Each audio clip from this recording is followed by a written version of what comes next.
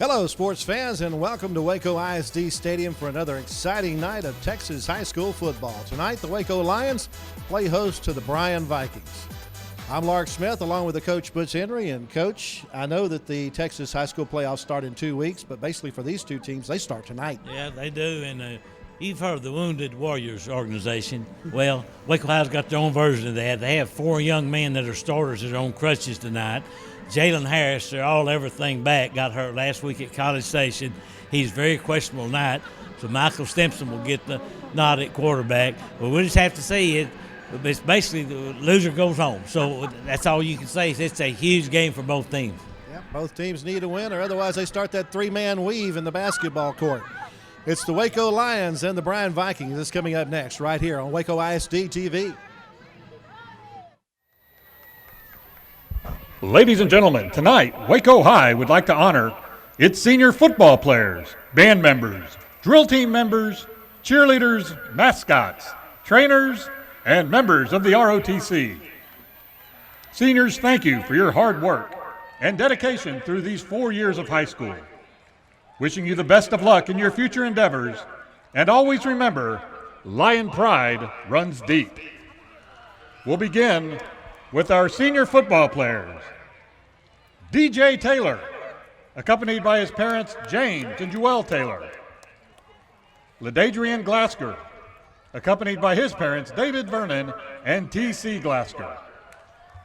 Edward McFloyd, accompanied by his parents Edward McFloyd and Laquana Fredericks. Ray High, accompanied by his father Ernest Rogers.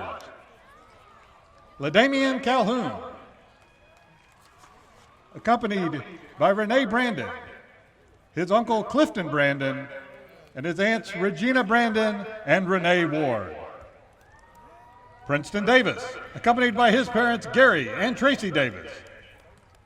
Will Richards III, accompanied by Melissa Brisquet.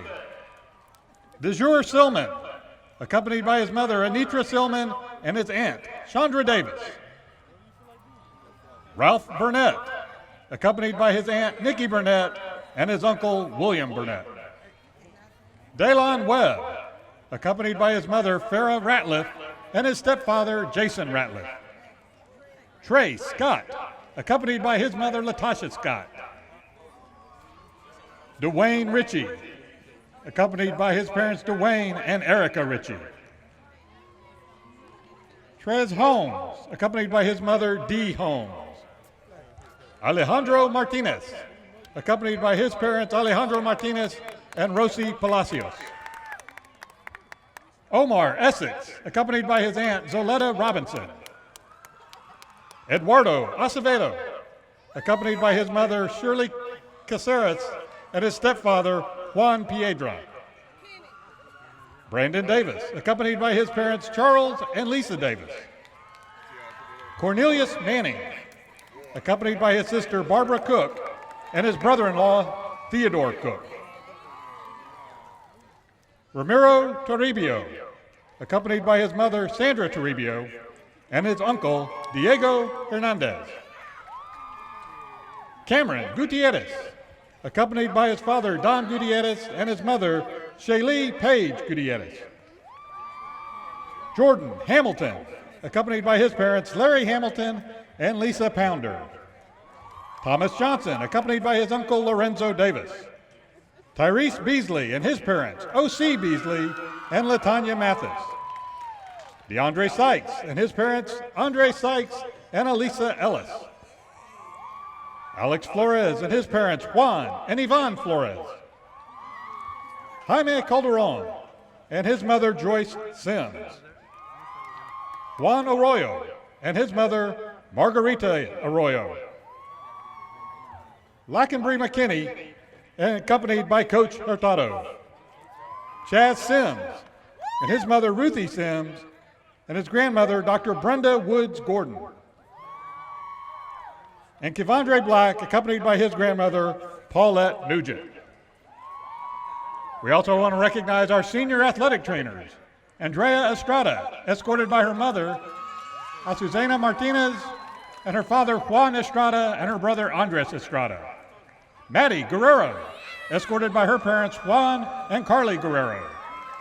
Mercedes Herring, escorted by her mother Amanda Lee, her stepfather Joseph Lee, her sister Cassie Lee, and her brother Bryson Lee.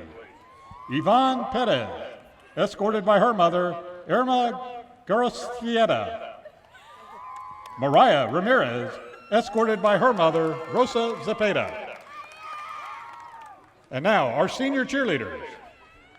Christian Allen, escorted by her parents Darlena Smith and her goddaughter niece Kaylin Maldonado. Melissa Daniels, escorted by Dolores Ramirez and Marcus Daniels. Grace Dennis, escorted by her mother Maid Dennis and Mrs. Palacios. Jade Laredo, escorted by her mother Brandy Laredo. Sakara Young, escorted by her mother Latoya Wells and her father Corey Young. Valerie Sanchez, escorted by her brother Leo. Our mascot, Nick Atkins, escorted by his mother Sandy Atkins and his sister Alex Atkins. Next, our senior members of the Waco High drill team. Shytavia Basie, escorted by her mother Gail Franklin and her father Marcus Baisley. Karina Turo-Biartes, escorted by her parents Alfredo and Lydia Turo-Biartes. Asia Krebs, and her mother Rochelle Krebs. Azaria Smith, and her mother Stephanie Smith and her grandmother Shirley Randolph. Sharkivia Slaughter, escorted by her parents Mark and Lakeisha Slaughter. And Jennifer Martinez, escorted by her mother Minerva Martinez. And now, the senior members of our ROTC. Moises Arias, escorted by Sergeant Major Jones. Lee Matthews, escorted by Sergeant Major Jones. And Jennifer Medina, escorted by Sergeant Major Jones. Ashayla Browden, escorted by First Sergeant and Sergeant Major. Mark Garcia, escorted by his father, Ramiro Garcia. Jennifer Juarez, escorted by Ana Garcia. Carla Pevia, escorted by Raquel Reyes. Carlotta Rodriguez, escorted by her mother, Enid Gonzalez, and Francisco Benitez. And Nicholas and Cameron Sanders, escorted by their father, Charles Sanders. And finally, the senior members of the Lion Pride Band. Tavia Alexander, escorted by Mom Melissa Scott and her dad, Howard Alexander. Aylin Arnavies, escorted by her mom, Hildemar Potvin, and her grandmother, Hilda Garza. Kyra Bates, escorted by her parents, Vicky and Stan Bates. Sarah Brown, escorted by her parents, Kim and Ben Brown. Kerry Berkeley Jr., escorted by his parents, Joyce and Kerry Berkeley. Elizabeth Garcia, escorted by her parents, Irma and Camarino Garcia. Sebastian Garcia, escorted by his dad, Rodolfo Garcia. Delia Gongora, she's escorted this evening by her mom, Deborah Tenguma, and her dad, Jose Gongora. Vincencio Greer, escorted by his mom, Paulette Greer. Hallie Maddox, escorted by her parents, Amy and Aaron Maddox. Marquise Mason, escorted by his parents, Corinne and Anthony Mason. Jonathan Seiss, escorted by his mom, Letty Barragon, and his dad, Arturo Seiss. Alyssa Salazar, escorted by her mom, Heidi Salazar, and her brother, Trenton London. And Christian Walker, escorted by his mom, Kenitra Walker, and his brother, Josiah Jones. Once again, ladies and gentlemen, join us in congratulating these seniors for 4 years of active participation at Waco High.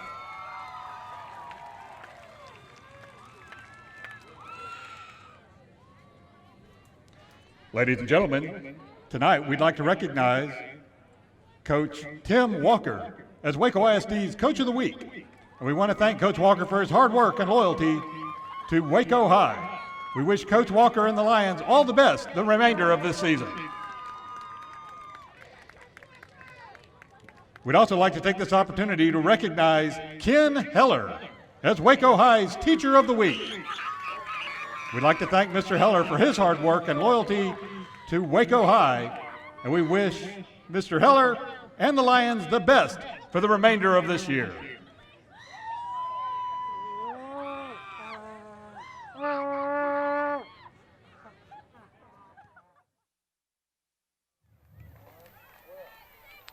Waco Lions and the Bryan Vikings have made their way onto the field to get this game underway.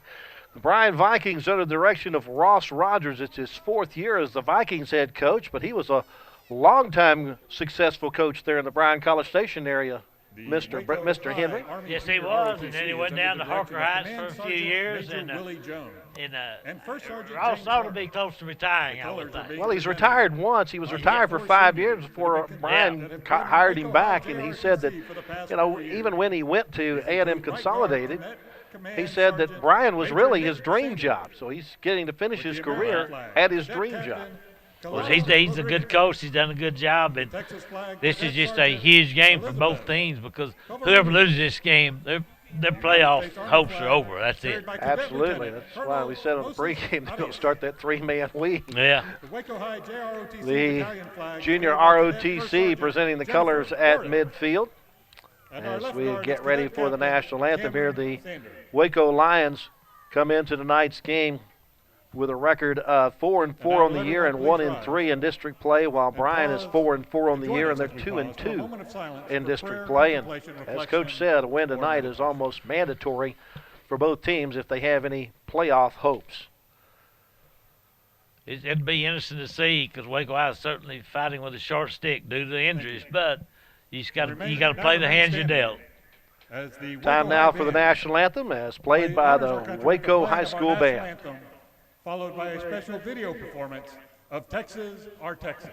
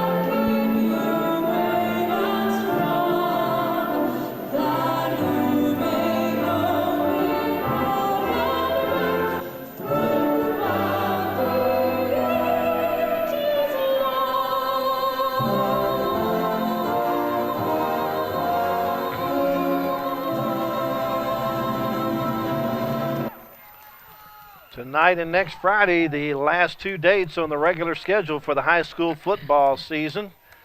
As we get this game underway here tonight, Coach, who are our officials? I understand there's some familiar names. They are. They are now in the Temple chapter. Referee is Tommy Suit. Umpire is Donald Kennedy. The head linesman is Charles Pee Wee Derrick. line judge is Steve Stone, and the back judge is William Necessary. So first time we've seen this crew here, and they use Temple, College Station, and Waco, and they kind of rotate them around. So I think that's a little trickeration on the part of these officials. The Waco ISD basically is using that Central Texas chapter based out of Temple. So the guys that are in Waco have joined the Temple chapter so they can call games in Waco. And the Waco chapter tonight has the College Station Temple game. So it's kind of different. Well, that way you don't have to go. You only have to go far on Tuesday or Monday nights for meetings, but not very far on Friday nights for a game.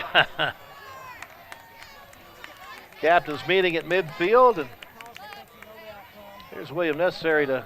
It's not William. No, that's Tommy Suits. Tommy Suits is going to tell us about the coin flip. I didn't know he's tinting his hair gray now. He must have the same hairstyle as you have. Appears that Bryan's won the toss and will receive, and they'll go from left to right on your television screen. So Marty Herbst and the Waco Lions looking for a victory to keep playoff hopes alive. Now, just because they win tonight doesn't mean that they're totally in. They still have to beat University next week. If they win tonight, and if Bryan wins next week, they would go in if they win because of the tiebreaker. But strange things have happened. So, but right now, Temple and them consolidated into College Station are in. They're just looking at that fourth team, and it'll be one of these most likely. Bryan will finish the season at home against the Temple Wildcats, so they appear to have a little tougher row to hoe than Waco High. But then again, that is that Hall of Fame rivalry game next week here at Waco ISD Stadium between the Lions and Trojans, when you can pretty much throw all those records out the window. Ross Rogers has 9 new defensive starters this year from last year, so their defense is basically pretty new. But I tell you what, their quarterback tonight is a young man named Mason Ray, big youngster, about 6'4", 200 pounds. But the best athlete they have will also play the quarterback, number 16, Joseph Hedge. He is the best runner on this team. Back deep is Angel Quiroga, and also Hunter Batten, and Batten with the catch will take it up around the 20-yard line to about the 21.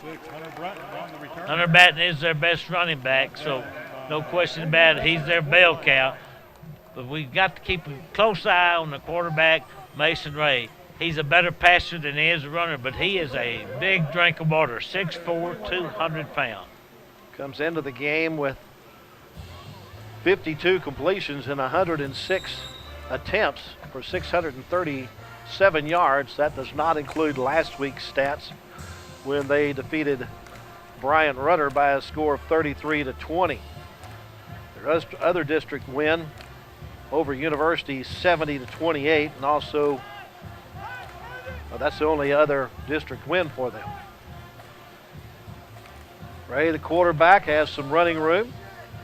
Excuse me, that's not Ray, that is Hunter Batten who takes the direct snap, and Batten goes ahead up to about the 27-yard line for a 6-yard gain. Yeah, Hunter Batten, like I say, is their bell cow. He'll probably get 25 or 30 carries before this night is over.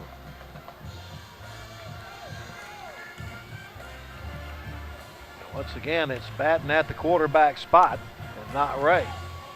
Batten will take it off to the left-hand side and has the first down as he gets it up near the 34-yard line. I don't think that's something Waco High was planning on, Batten being the quarterback. They thought it might be Ray or Joseph Hedge, but right now it is Batten, and like I say, he is their bell cow. He's picked up 7 yards on that one. Came in with 87 carries with 512 yards, an average of almost 6 yards per game.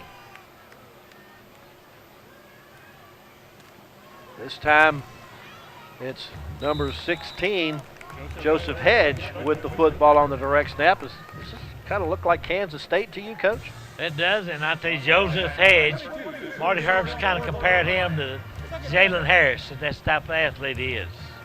He picked up a yard on that to bring up 2nd down and 9.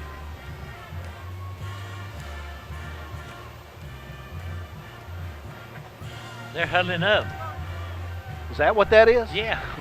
We haven't seen that much in a couple of years, have we? No.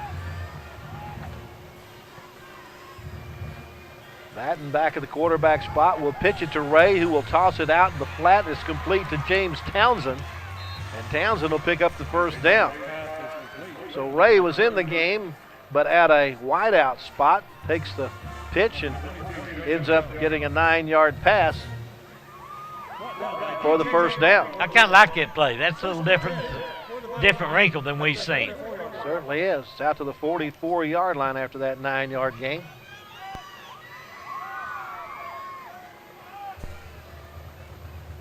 Back to Batten. Batters his way up, and they give him forward progress. It's going to be to the 47-yard line and pick up a 3.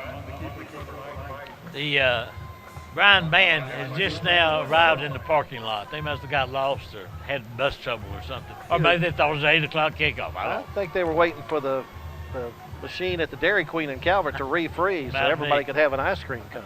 Or maybe they got stopped in Hearn. You never know about those people. Yeah, now. Or Calvert, either one of them. Second down and 7.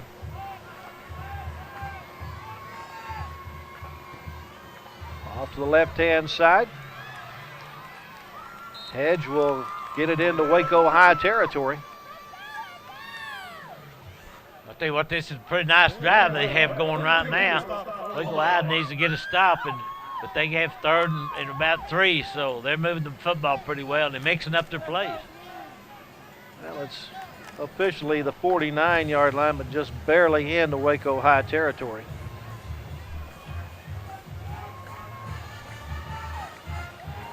Long 3, short 4.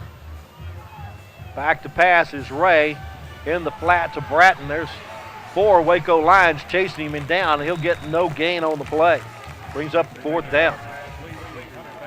All right, we'll see what Ross Rogers does here. He knows that this is an important football game, so would not he have punted? I don't know. I would think, knowing him, he probably will. Sitting out Craig Cody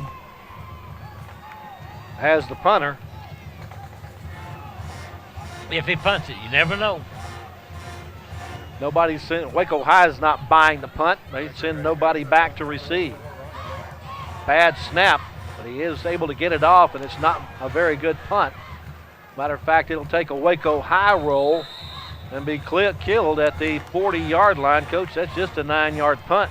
Wasn't very good at all. Number one had a bad snap, and there's no pressure on him. So let's see now what Waco High can do without Jalen Harris, without Will Richards III. Michael Stimson should be the man under. Jalen Harris will only play in an emergency. Bryan held the ball for 4 minutes and 9 seconds on that drive. Turns it over to Waco High at the Lions' 40-yard line. The handoff, they fake the handoff to Terrence Hamilton, and out free is Stimson, the quarterback. He's got a blocker downfield and will end up stepping out of bounds. That's a touchdown-saving tackle by Gus Hancock at the 12-yard line. Well, that was, and I tell you, Stimson faked that ball to Terrence Hamilton. He drew a crowd, and he just kept it himself, got to the outside. And you're going to watch old Hancock come in and really, like Clark said, a touchdown-saving tackle. 48-yard pickup. Hamilton now with the ball. Will get it close to the 10-yard line. One big play, and the Lions are knocking on the door. 2-yard gain for Hamilton brings up second down. Fake the handoff. Stimson keeps, looks to the end zone, throws, and it's knocked away at the last second. Good recovery in the defensive backfield by Taylor Teal. I tell you, from up here, it looked like that might have been a touchdown. Keel just happened to be in the right spot. And once again, Stimson probably could have run that football. Get a first down without getting the touchdown, but at this distance, you might as well go for the 6. They send Ray High in motion. Fake the handoff. Stimson keeps with a nice roll. He's going to get into the end zone. He loses the ball. Trying to reach for the goal line. He loses the ball, and it's going to be a touchback for Bryan. He tried to stretch out the football, coach, and lost the handle. Yeah, he did. It was awful close. He was in the end zone, but the officials said it's a touchback, so Bryan get the football at the 20, and maybe we'll take another look and see how close he was before he fumbled that football. So Bryan gets the ball back with 7:05 left to go in the first quarter. He was about the 1 yard line when he fumbled. You saw it right there. So that was a tough break for Waco High and really a good break for Bryan. Certainly was. Waco High moved it down into scoring territory in just 46 seconds, but unable to get it in. And the first turnover of the game gives the ball back to Bryan. Hunter Batten, as well as Mason Ray in the backfield. Ray in that quarterback spot where we expected to see him for most of the night. We got delay of the game, I guess. Yeah, the clock's down to zeros. Delay of game on the offense. 5-yard penalty, first down. Back to the 15-yard line. Mason Ray goes to the sideline and checks in with his head coach as to what play he wants run here.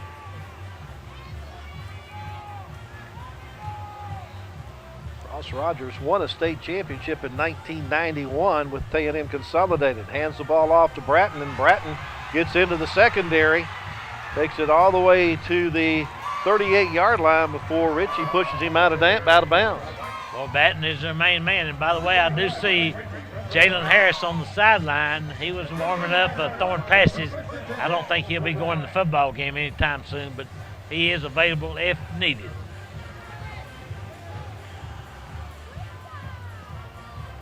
Picked up 24 yards on that play to pick up the first down. Back to pass, under pressure. He's going down. Good job by Brandon Davis to get in there and make the tackle. That was a real good job because you see right there he was going back to pass, and he can't throw the football. I tell you what, Brandon had a hold of him. He wasn't going to let go, was it? No, he wasn't. Loss of 6 on the play. Brings up a second down and 16.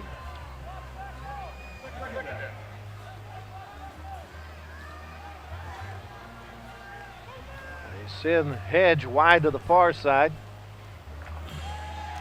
A roll out. And keeping the ball is Ray, and he'll be bumped out of bounds when he gets to the 45. He's still shy of the first down. He was nearly caught for a loss. You see him spin out right there. Shows decent speed for a big old 6'4" youngster. And now they got it in the third down to short. Picked up 12 on that one to make it third down and 4.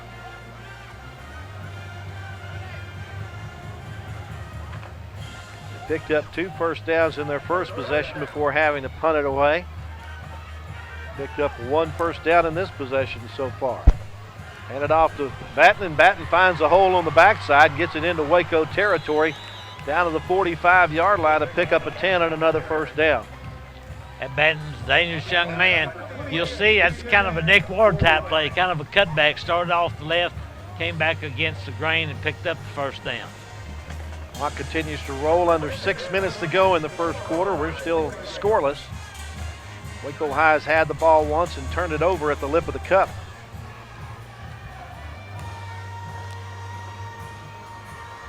Again, handoff to Batten up the middle, and he goes down quickly.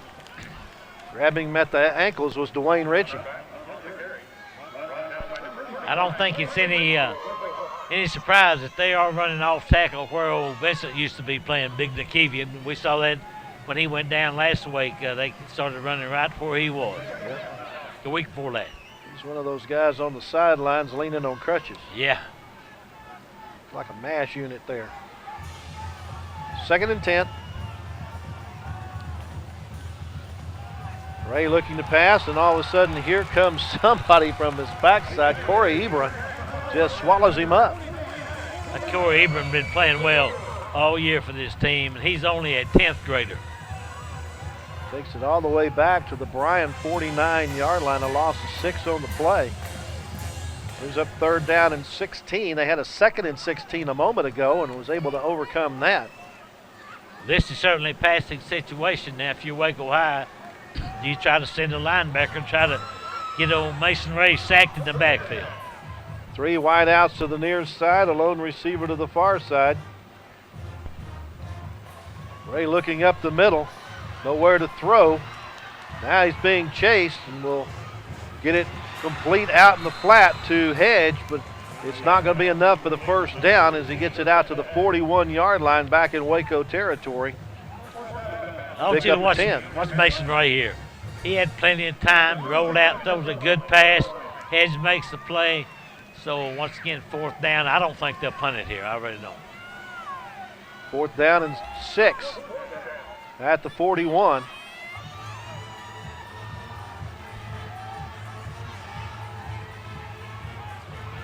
On the wide receiver screen to Joseph Jones. Jones is dropped fairly quickly. A gain of a yard on the play, and that's going to be it. On downs, the ball goes over to Waco High. Brought down by a host of Lions right there. Charge led by, once again, Brandon Davis.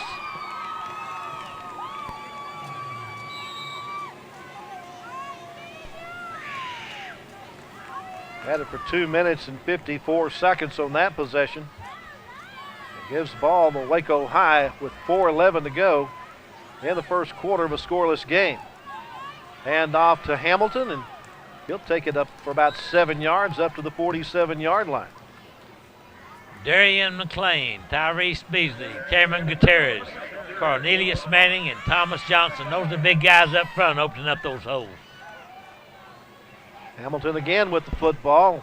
Falls forward for maybe a yard and a half gain. He's going to be pretty close, though, to the first down.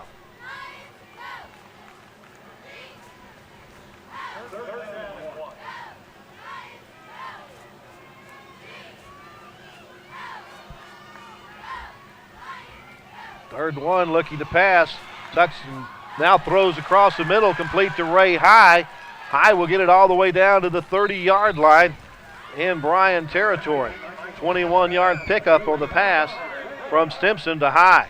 Ray High's been one of their better receivers this year. In fact, the most productive. He's had 27 receptions coming into this game. That's High in motion, but the handoff goes to Hamilton up the middle. He's into the secondary, inside the 10 and down to the 4. First and goal for Waco High at the Bryan 4-yard line after that 26-yard gain.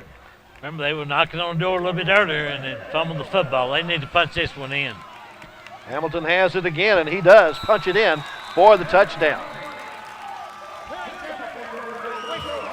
Well, that hole just opened up right up the middle for him. Yeah, the old line's doing a good job, and Terrence Hamilton doesn't need much of a crease. Old Stink is what they call him.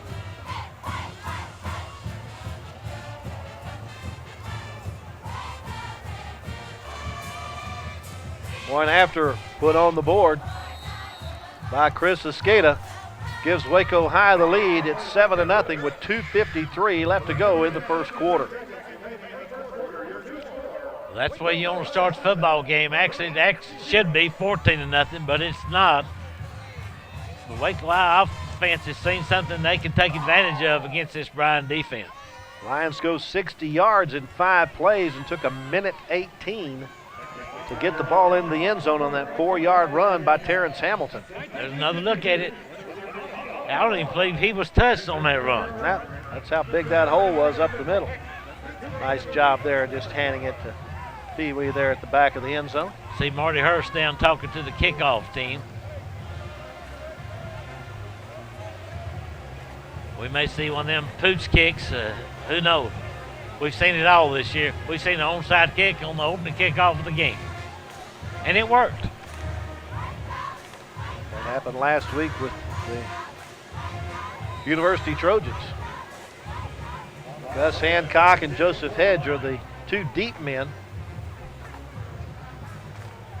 Let's see if they pick on one of the short men. No, gonna go deep.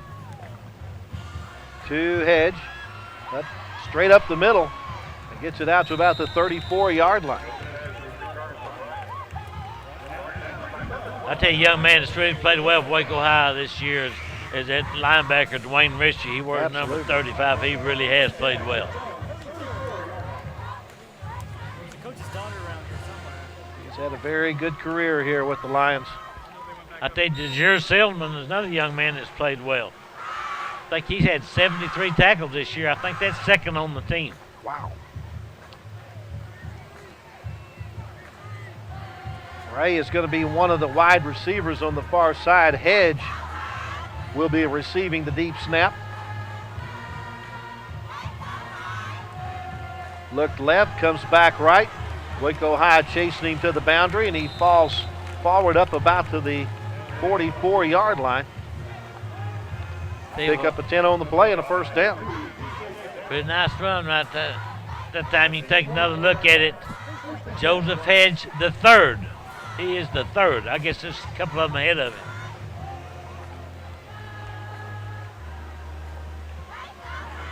Now it's Batten at the quarterback slot, and a flag thrown. That usually is indication of some procedure problem there, is it not, Coach? Yes, it is. Now, 4 of these officials were in the Waco chapter at one time. Prior to the snap, encroachment on the offense, number 40. 5-yard penalty, first down. The umpire, Donald Kennedy, was not a part of the Waco chapter.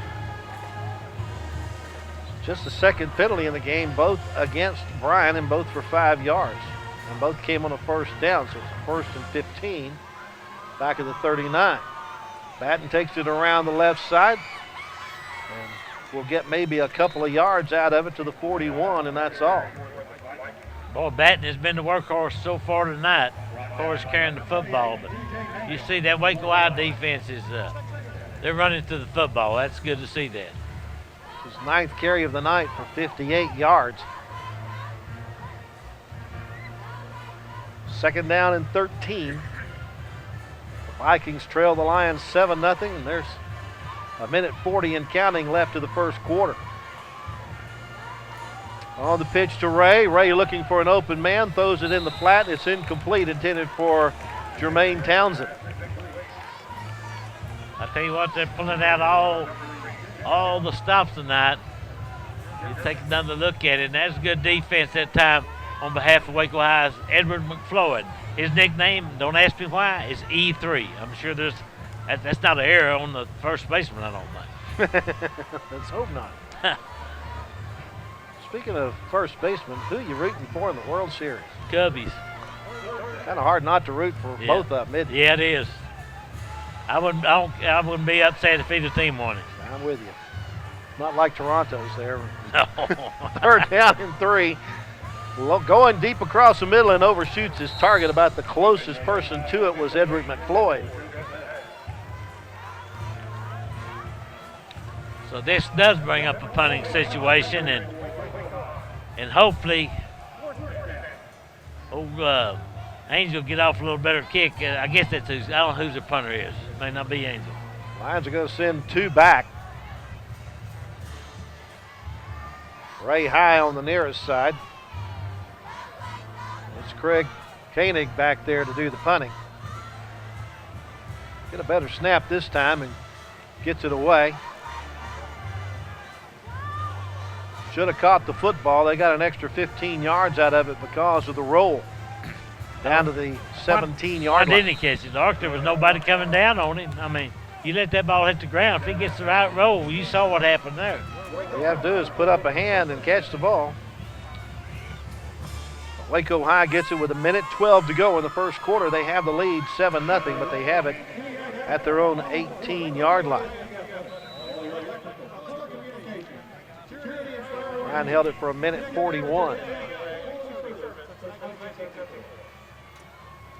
Send Calhoun to be a trip receiver on the near side, but they hand it off to Hamilton, and with a spin move, he'll get up to the 23-yard line, a gain of 5 on the play. By all rights, Terrence Hamilton should have been stopped at the line of scrimmage. That spin move enabled him to pick up about an additional 4 yards. They had Hamilton with over 1,000 yards rushing on the year so far coming into tonight. Stimson doing a good job of using his blockers, and spin moves gets him out near the 41-yard line, a gain of about 18 on the play for Stimson and a first down. And Michael Stimson, he's doing a good job Remember, he's filling in. He's the third quarterback on this team, behind Will Richards and Jalen Harris. That offensive line right now doing a heck of a job blocking for these running backs. Now it's Hamilton. Gets it across the 45 up to the 46 for 5 yards on the pickup. He's tripped up by that guy again, Gus Hancock. We've called his name 2 or 3 times already this evening. Hamilton over 100 yards already, 9 carries for 107. And a touchdown. Let the quarter run out, I assume. We will go to the end of the first quarter with our score. Waco High 7 and the Bryan Vikings nothing. We're good, Pat. Checking some first quarter statistics as provided by our statistician Steve Tankersley. Waco High with 12 offensive plays. Please direct your attention to midfield where tonight the 146 Waco yards. ISD Athletic Department honors Bush's Chicken. Bush's Chicken was born in the heart of Texas on the outskirts of Waco in 1996 by Keith and Charlene Bush. There are now more than 70 stores throughout the state of Texas. The Bush family created a uniquely marinated, superior product with a friendly in-store atmosphere where people feel comfortable bringing their family at mealtime. At Bush's Chicken, there is one goal every day: to be the best. Bush's Chicken knows its success comes from loyal customers in the communities they serve. And Bush's Chicken believes in giving back to each community where they're located and has been a longtime partner of the Waco Independent School District and Waco ISD Athletics. Please join the athletic department tonight in honoring Bush's Chicken and local franchisee Matt Horton as we add their name to the Waco ISD Lifetime Athletic Honor Roll. Big thank you to Matt Horton and Bush's Chicken for their involvement with Waco ISD and things here at Waco ISD Stadium. We get Bush's Chicken every Friday night. Certainly appreciate them being honored in the Lifetime Athletic Honor Roll. Waco High back to work. Terrence Hamilton takes it up to the 49-yard line. A gain of 3 on the play will bring up 3rd down and 2. You know what? It's good to see old George Snookhouse up here tonight. He's just going to be here for a little while because he's rehabbing, but I'm glad to see him back. That's a quick turnaround from a heart attack, I tell you. Nice job, George. I don't think he's any better looking. Looky here. There goes Hamilton down the sideline, running to the Bryan cheerleaders as he's run out of bounds at the 29. Picked up 22 yards on that one. There's another look at it. Terrence Hamilton, I think people underestimate his speed because he can boogie now.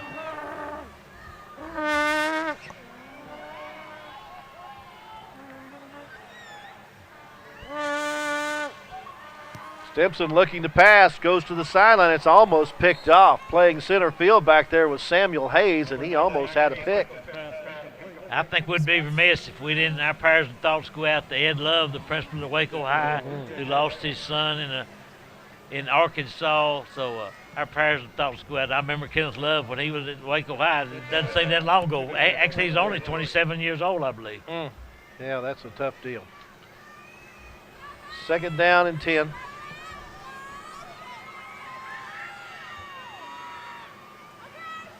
There goes Stimson. He's got a running lane. Runs over a Bryan Viking to get it inside the 10 to the 9 after 20-yard pickup by Stimson there. Good speed. You know what Leroy Coleman used to say about speed. Either you got it or you're chasing it. And Waco High's got it. 8th play of this drive that started back at the 18-yard line.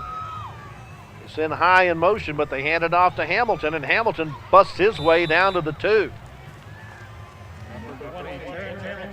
Well, they're on the lip of the cup now. They need to bunch this rascal in there. You take another look, and we can't say enough about that offensive line. They're doing a great job. They're doing an outstanding job. Hamilton up the middle. He powers his way into the end zone for his 2nd touchdown of the night. For the Waco High touchdown. I tell you what, that's just what the doctor ordered. Waco High didn't get off to a good start. They're off to a really good start right there. Their offense is hitting on all cylinders.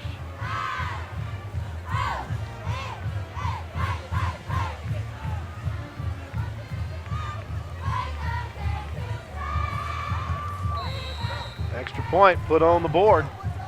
Makes it Waco High 14 and Bryan nothing with 10:38 left to go. And the first quarter as they went 82 yards in 9 plays, and it only took them 2 minutes and 34 seconds to do it. That was a nice drive, but you still got to remember one thing. As long as Mason Ray can throw that football, he is very dangerous. So this 14-point lead may not be enough. Can't get complacent. No. And you know, talking about Snookhouse, he looks older than 40, doesn't he, to me? Yeah. I just thought I'd throw that in there. Yeah. He's through them Twinkies, I'll tell you that. I bet so. Bryan Vikings during non-district went 2-2 with wins over Waller and Navasota, but their losses were to Hutto and Magnolia West.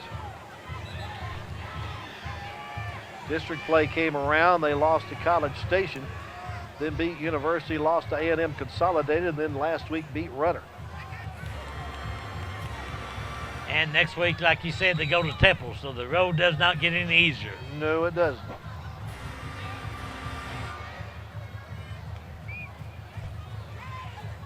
Skata makes his approach. Pops it up toward the near side. John Kuntz takes it in. And we'll get it up to about the 26-yard line, and that's it. All right, let's see what Coach Ross Rogers has up his sleeve. He's already down 14-0. You get another look at the kickoff return. Is he going to be Mason Ray? Is he going to use Hedge at quarterback some? Going to give the ball to Batten? What's he going to do? Good look at some of the Waco High crowd out this evening. He's certainly throwing a lot of different looks at you from the quarterback position. They're still the same basic plays. Right now it'll be Batten running the offense as the trigger man.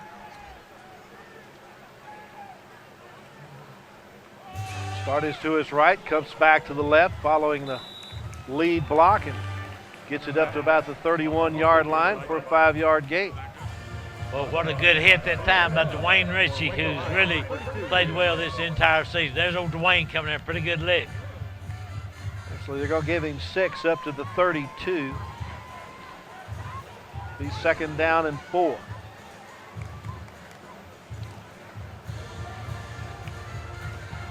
As Hedges at the quarterback spot, Mason Ray is the wide out the top of your screen.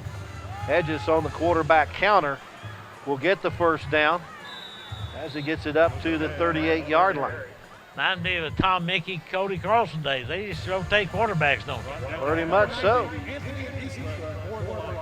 I'll mark it at the 38. A gain of 6 on the play for Hedges. And brings a first down for the Vikings. See number 28 checking into the huddle. That's DeQuincy Floyd. Will be a wide receiver on the near side as Ray now steps in at the quarterback spot.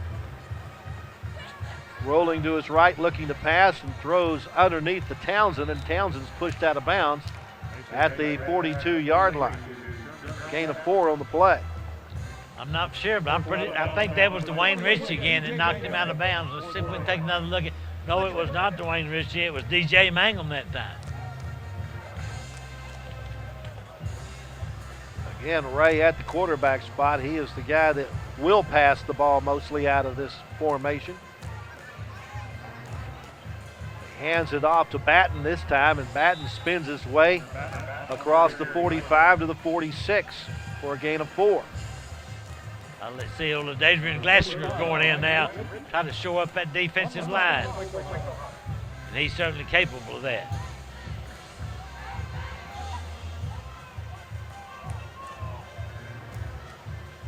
Lions would like to see a sack here. But it's Batten at the quarterback spot. He has not attempted a pass this year, according to statistics. Got picked up from Max Preps. They get the Waco High defense gets exactly what they need there. Dwayne Ritchie. That Dwayne Ritchie's everywhere tonight. Good boy looking old Dwayne. He just has a nose for that football. Batten lost a yard on the play to bring up 4th and 3 at the 45 and bring up another punting situation. Greg Koenig, the punter. Ray High back deep along with Terrence Hamilton. I bet they don't let it hit the ground this time if they have opportunity to catch it. A sidewinder coming toward the sideline. Hamilton fumbles the ball but gets right back on top of it. And then we have a flag thrown into things, and that's probably a push in the back, isn't it, Coach? That's kind of what I'm thinking. There were 4 Waco High jerseys there, so I'm pretty sure that's what it was. Waco High does get the football with 7:56 left in the first quarter, and they have the lead at 14-0. Old Tommy Suit's going to tell us all about it. Good look at Tommy. There's Steve Stone. I don't show my age, but I used to coach Steve Stone a few years ago. I said a few. Sonny was a pretty good little On the return, player over at illegal Riker block High in the School. back. Yeah, Number 18, that's what he told me. Waco High, 10 yards from the end of the run, first down. A 10-yard penalty against Waco High, the first time they've been penalized tonight. Moves it back to the 11-yard line. Waco High scored on a drive starting at their 18 last time they had the ball, and there's a good start here as Hamilton gets loose out to the 26. A gain of 15 on the play. Brought down with that man, Gus Hancock, again, number 15 First and 10 for Waco for High. Bryan. He's been in on a bunch of tackles so far. Simpson looking to the sideline. Now we have a whistle and a timeout call. I think Ross Rogers is not real happy with the players of his defense right now. In fact, I know he's not. For the Waco ISD flex cam. They certainly are running through that defense as the offensive line makes Swiss cheese out of big old holes up there for Terrence Hamilton and Stimson to go through. And now it's time to show Right now, Waco High rushing just under 200 yards, 16 rushes for 191 yards. They've only attempted 3 passes, completed 1 for 21 yards. There we go. Look at that young lady flexing her muscles. Uh-huh. She's hitting that lady in the head. We've got Hamilton now with 14 carries for 153 yards. Stimson has carried it twice for 38 yards. Kind of look back at Hamilton's stats.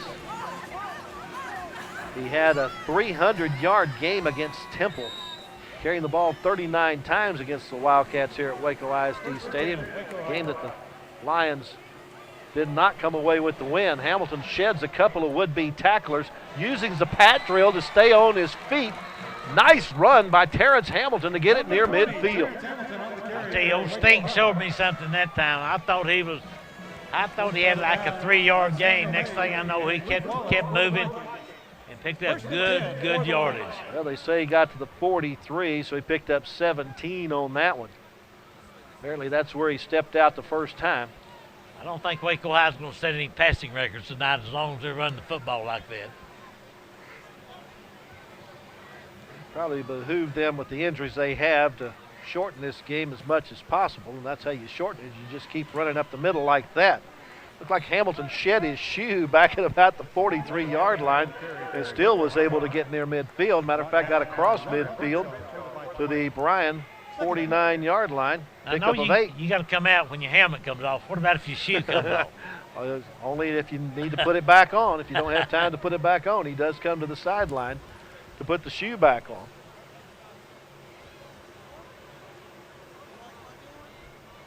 They're still looking at the sidelines to try to get the play. Now they got it. That'll put Randy Carpenter into the game at the running back spot. Carpenter has the football. He has a big hole.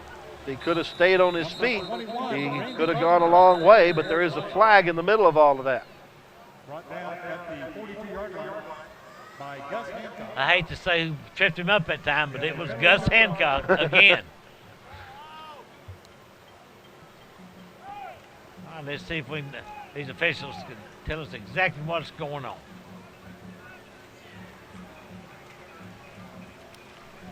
Holding, 52, Waco High of the offense. That 10-yard penalty is enforced from the penalty at the flag, 10 yards, replay second down. So he picked up yardage from the 49 to the 45, which would have been 6 yards. But then you go back 10 yards. It'll be 2nd down and 8 at the Waco 45. Waco High backs just are having a night, aren't they? Once again, it's Carpenter with the carry. I tell you, that young man's only a sophomore. He's got a little speed too, doesn't he? Uh-huh. Got it down to the 39 in Bryan territory. 16-yard pickup for Carpenter in the 1st down. After that run, I bet old Terrace gets that shoe tied pretty quick. Carpenter to the 35, a gain of 4. One thing about it, Clark, they're keeping that clock running, moving the football, moving the chains. That's what you want to do. They had an 18-yard drive last time, an 82-yard drive last time they had the football. The first scoring drive went 60 yards. This drive started back at the 11.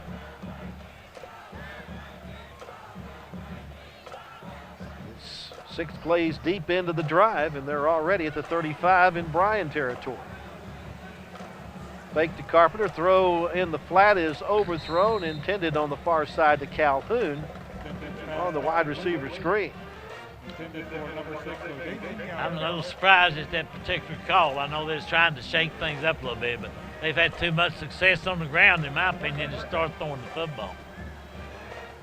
Yeah, when they stop you at 1 or 2 yard gains as opposed to giving you 6 or 7 yards, that's when you start throwing the ball to loosen things up a little bit. But if you're still getting 5 and 6 yards a carry, just keep handing it off up the middle. Football's loose, and it's recovered by Bryan. On top of it is Luke Wallace. 2nd turnover of the night. Gives it back to Bryan for the 2nd time. Is that Carpenter that fumbled that ball? Yes, sir. So the ball goes over with 5 minutes and 38 seconds left to go in the first half. Waco on top, 14-0. The Vikings, though, will have the ball at their own 36-yard line. That ball just got stripped out of his hand that time. I did not catch the young man's number from Bryan, but he just knocked it out of there. Good look at the Waco High cheerleaders.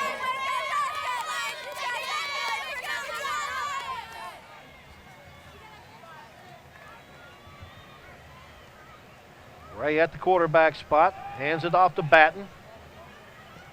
And he'll take it up to the 40-yard line for a 4-yard pickup.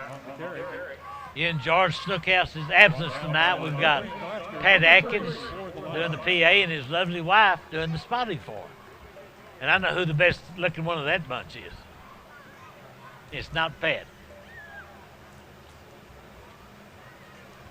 Yeah, he's got a face made for radio, doesn't he? Yes, he does. Edge comes to the near side along with Joseph Jones. Ray, though, rolling to his right, looks underneath the Townsend and hits him for the 1st down into Waco High territory down to the 41-yard line. Picked up 19 yards. He was wide open. There's nobody on that side of the field for Waco High, so I don't know if it's a misdirection that threw him off on their keys or what, but he was wide open, made a good run. Ray now 5 of 7 passing for 42 yards.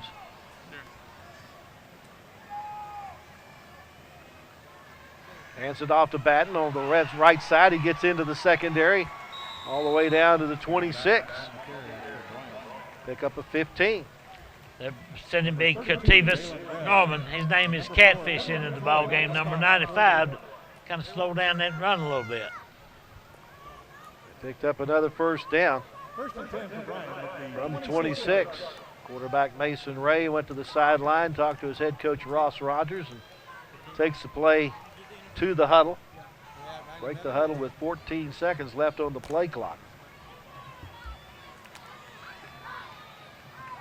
Fake the handoff to Batten on the end around. He gives it off to Townsend. Townsend looking for a receiver, but Waco High has that covered back in the end zone. Townsend would have been better off that time if he'd just run the football. I think he'd have picked up 5 or 6 yards anyway. You'll take another look at it. He was looking to throw. There's nobody really open, so he just kind of dumped it off. According to the statistics I have, that's the first pass attempt for Batten this year. 2nd down and 10. Batten falls down as soon as he gets the football from his quarterback, tried to make a cut, and his feet left out from under him.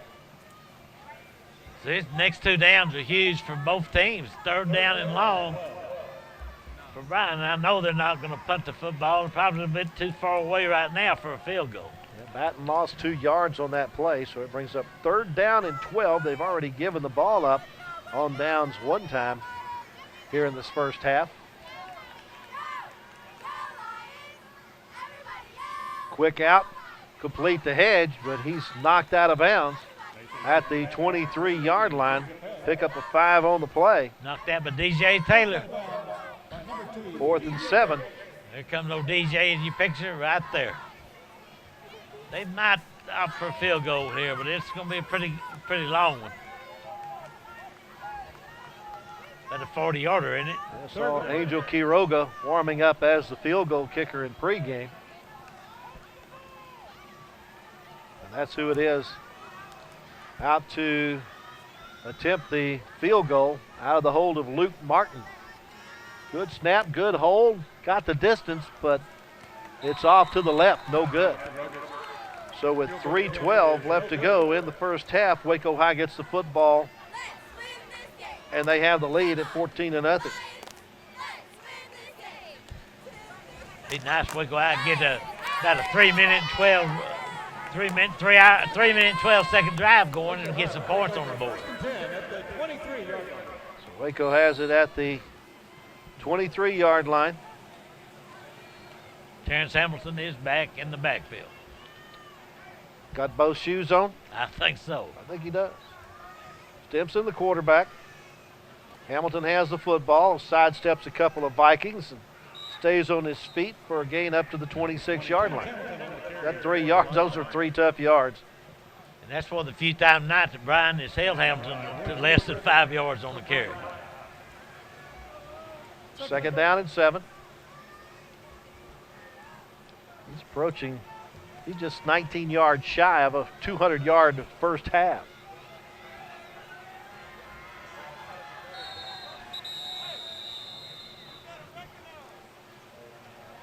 Timeout called.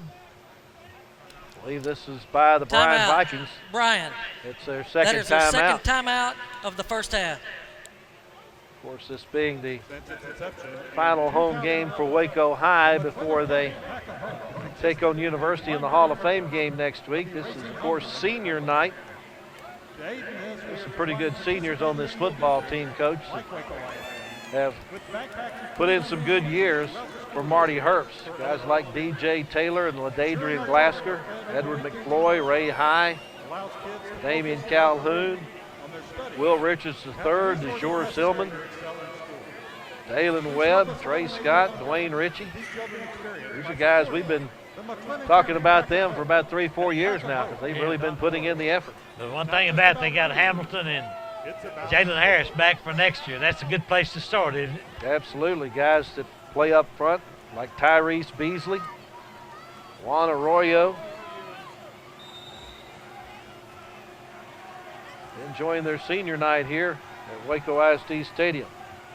Hand off to Hamilton around the left side. He just can't quite totally turn the corner to get it down to the end zone, but he does get it all the way out to the 44-yard line.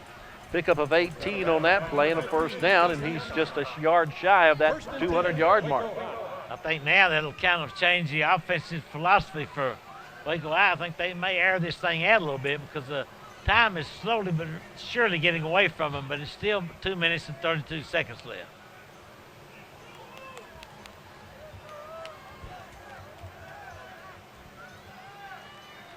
Stimson sends high in motion, but he hands it off to Hamilton, and Hamilton is hit right at the line of scrimmage, and for no gain. They're finally closing that hole up the middle. Clark, that didn't look right, though. The tackle and the guard were split out about 5 yards, and there's a big hole right where the right guard would have been. So I don't know if it's a misalignment or what. That's one of the few miscues for the Waco High Lion offense, especially the offensive line, if that was indeed a miscue.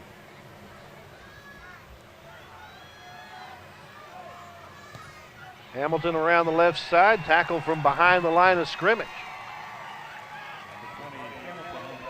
the Bryan defense has stiffened up a little bit here. Yeah, that's a nice tackle by Roderick Crenshaw. He comes right from behind to get on Hamilton. So now they're looking at a 3rd and long situation, which should be a passing situation, but you never know. Lost a yard, brings up a 3rd and 11. Clock rolling with a minute and a half left in the first half. We'll check in with the superintendent of schools, Bonnie King, just before halftime. On the roll, pass is complete to Calhoun, but he's swallowed up as soon as he catches it. Maybe a gain of 1 on the play. Waco High in their first punting situation of the night. Now, is Bryan going to use their last timeout, or are they going to wait? See, it's easier to stop it on defense than it is on offense. It's easier to stop it on offense than defense. That's why I thought they might call a timeout here. I think they're going to save that one. Oh, they're going to use it right here. Or somebody's going to use it right here. I think it's Bryan, which I think's smart. Bryan. That is their 3rd and final timeout of the first half. They used it about 6 seconds later than they probably should have. Yes, you are correct. Clock shows 57 seconds left in the first half. Waco High has a 14-0 lead. They're trying to go to the locker room with that 14-point advantage. And you see the Waco High cheerleaders. I don't understand. Ross Rogers is on somebody that's pretty strong. I think it's Charles Derrick over there that he's still talking to him. Please reset the game clock to 60 seconds. Uh-huh. Well, maybe he didn't get the timeout as soon as he thought he should have, so they're going to add 3 seconds back to the game clock. That'd be like a minute, wouldn't it? Pretty close to. I'm not too good at that new math, but I can figure that one out.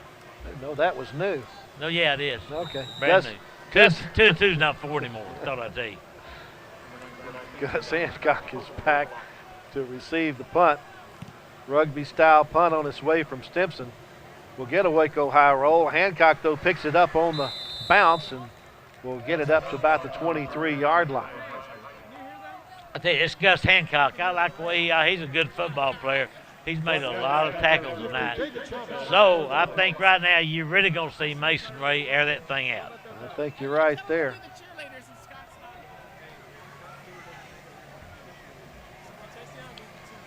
Charles Sims going in as part of that defensive line.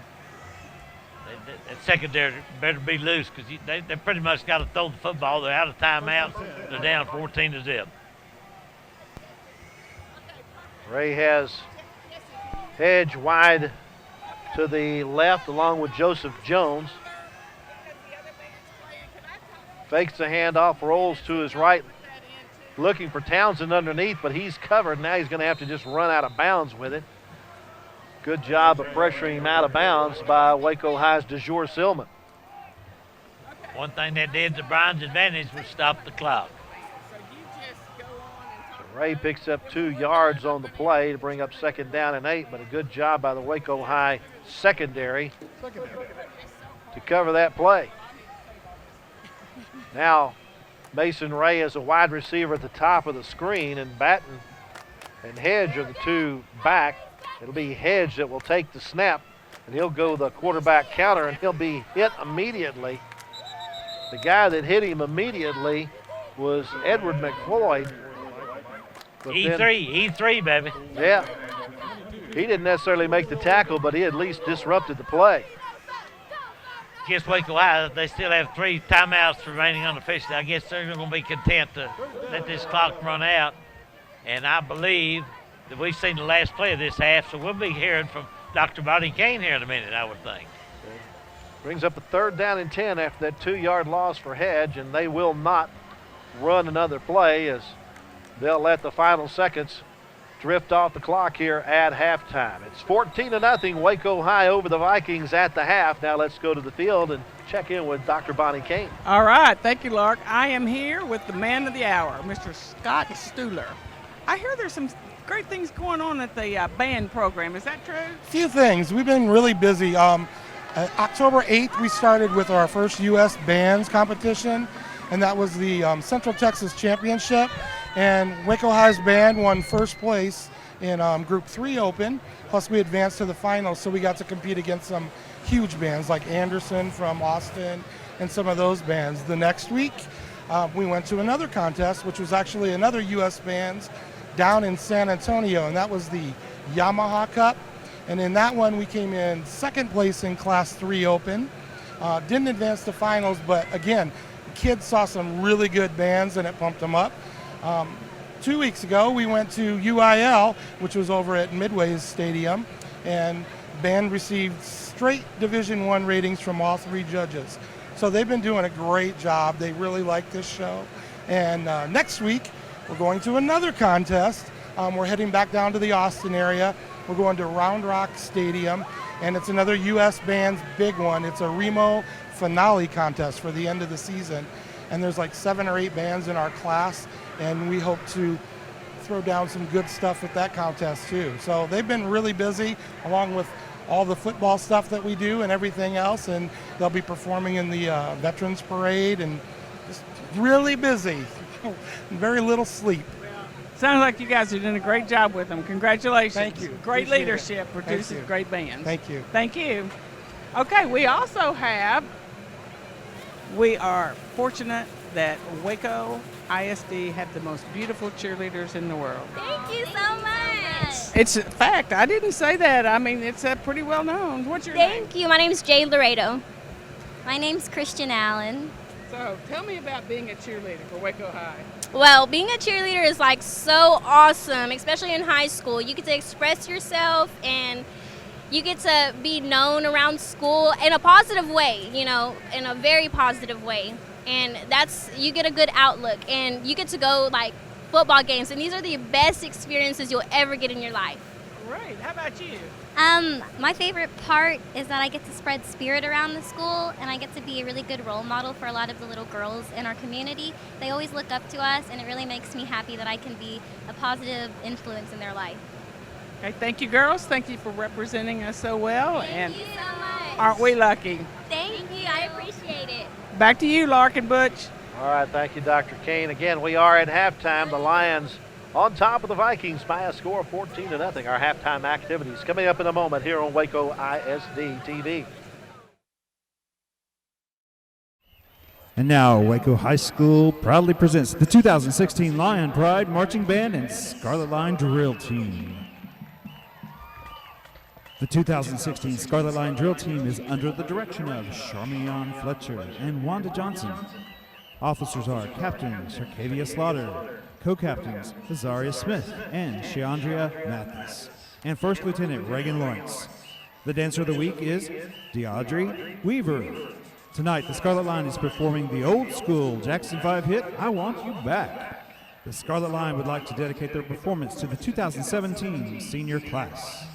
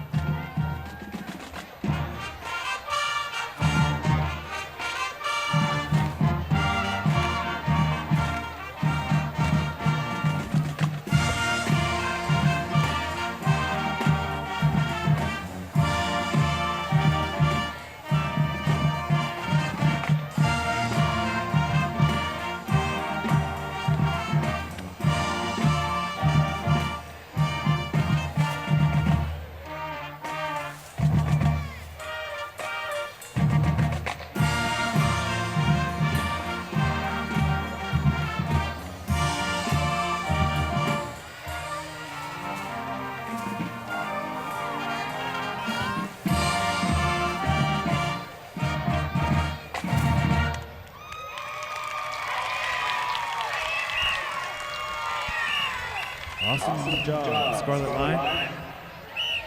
And now, Waco High School proudly presents the multi-award-winning 2016 Lion Pride Marching Band. The 2016 Waco High Lion Pride Band is under the direction of Scott Stuhler, Tyler Sage, and Rachel Whipple. Percussion is instructed by David Janson and Adrian Rodriguez. The color guard is instructed by Cherie Wingate and Miranda Kane. Visual instructors are Alex Gwynn, Matt Block, Austin Holder, Brianna Mitchell, and Mickey Nelson. Student drum majors are Carrie Berkeley Jr. and Sarah Brown. The outstanding band members of the week are Ivan Camarillo Salinas, Shay Walker, and Rodolfo Vasquez. The outstanding band parents of the week are the Ferdin family. A very special thanks goes out to all of our senior band members for an outstanding job this past 4 years. Mr. Stuhler says, "Wow, seniors, you're really old." Tonight, the band will be performing this season's Division I competition show entitled Twisted. Movement 1 is Vortex, Movement 2, Spirals, Movement 3, Spheres, and Movement 4, Permutations, featuring original music by Scott Stuhler and Ted Reichert.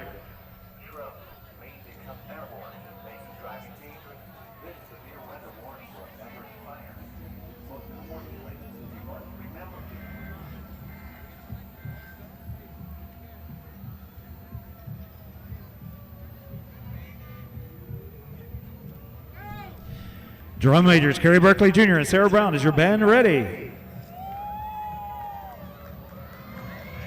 Line Pride Band, take the field in performance.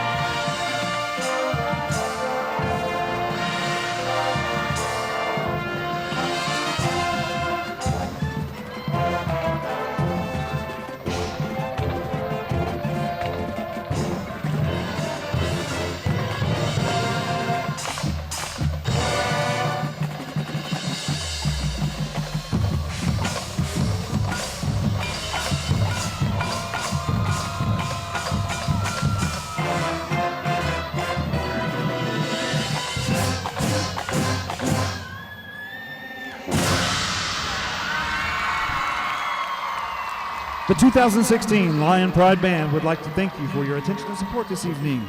We would also like to give a big thank you to all of our band parents for their tremendous efforts and support this season. Yay, band boosters! For their continued support of the fine arts programs in Waco ISD, the band Hope you enjoyed the halftime activities here at Waco ISD Stadium. We're ready to get the third quarter underway with Waco High leading the Bryan Vikings by a score of 14-0. First half statistics weigh very heavily in favor of the Waco Lions, except in time of possession. Bryan's had the ball for 14 minutes and 43 seconds. Waco High just 9 minutes and 17 seconds, but in that short period of time, they have put 284 yards of total offense on the board, most of that on the ground. 26 rushing plays for 262 yards. They're 2 of 5 passing for just 22 yards. About the only thing Waco High didn't do right in the first half is they fumbled the ball a couple of times and coughed it up to Bryan, gave Bryan an opportunity to get on the board with those turnovers, but Waco High's defense stood up to the challenge. Waco High has 10 first downs to 7 for Bryan. And penalty-wise, both teams have been penalized twice. Bryan for 10 yards, Waco High for 20 yards.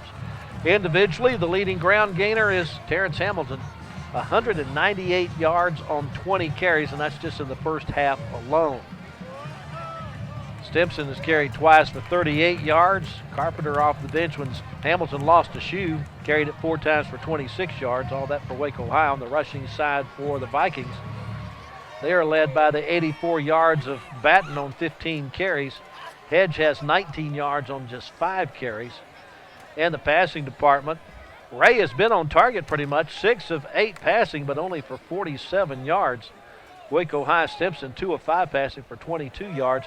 Coach, neither one of these teams cared to throw the ball much in the first half. No, they didn't. And like I say, when when Bryan did throw the football, most of them were pretty short passes. I mean, like I said, for 47 yards. So, and I look for Waco High to keep that football on the ground, run that clock. You got the lead, and if you win this football game and you win next week, you're in the playoffs. If you lose it, you're out, and so was Bryan.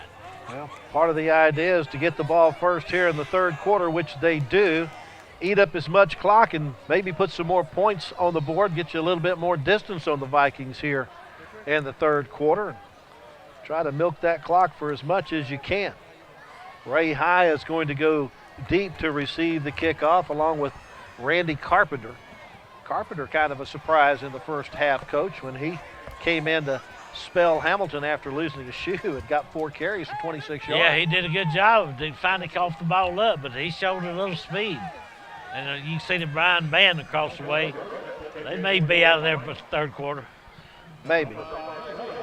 Waco High kind of possibly looking for an onside kick here from Angel Quiroga as he has the ball set up on the tee on the south 40. What are we waiting for, the band to get off the field? We're waiting for an indication from Tommy Suits to get started. And he's waiting till the band gets out of the players area.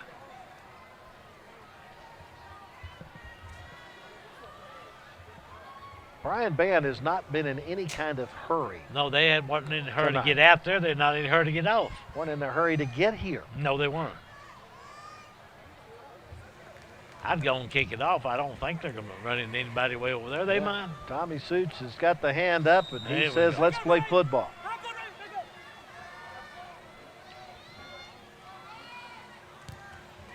Pops it up down to the 16-yard line where Ray High will take it to the far sideline and get ankle tackled. Nice open field tackle there by Samuel Hayes. Waco High gets the ball in their own territory to start this third quarter. I'm going to take my hat off to Michael Stimson, who came in this season as his third-string quarterback, and I think he's done a pretty good job tonight. Well, he's only carried it a couple of times for 38 yards, but he's been distributing the ball well, and of course it helps that he's got that offensive line up front blocking for the guys that he's handing the ball to. Stimson, the quarterback. A little bit of a high snap, and then we have a whistle. Procedure against Waco High, I believe. Something didn't look right.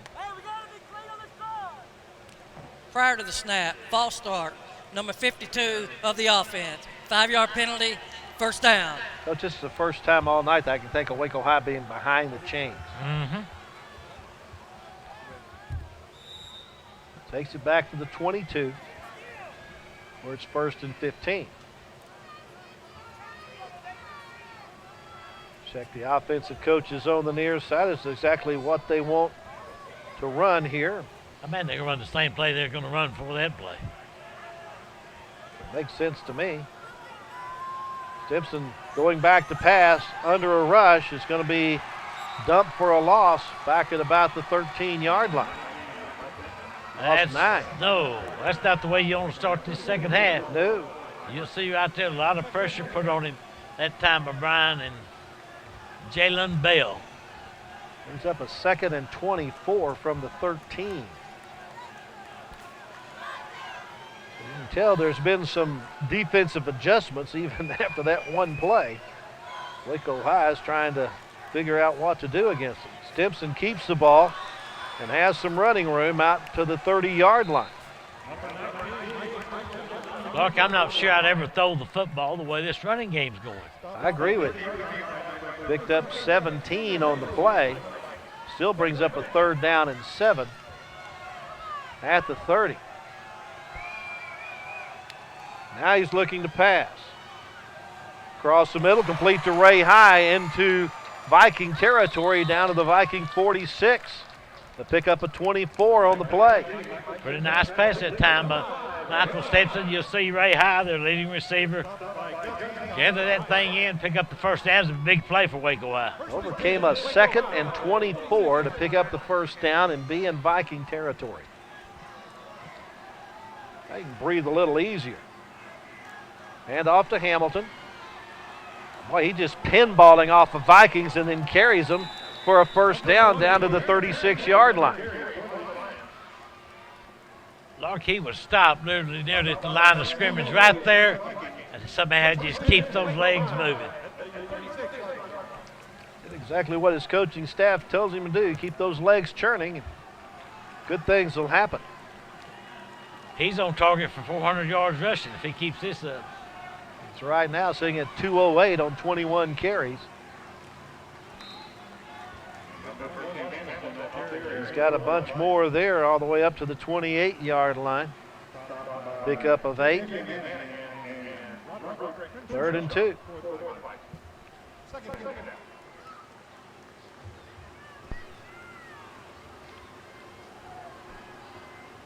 He'll come to the sideline, get a breather, and put Carpenter in the game as the running back. Carpenter with the football. Tries to bounce it outside. A flag thrown as he's dropped for no gain on the play, but let's see the meaning of the flag. Procedure against Waco High.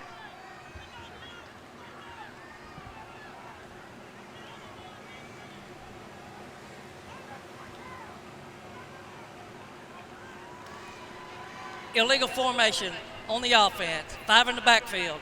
5-yard penalty. Replay 2nd down. I guess one of the wideouts was not up on the line of scrimmage. Evidently not.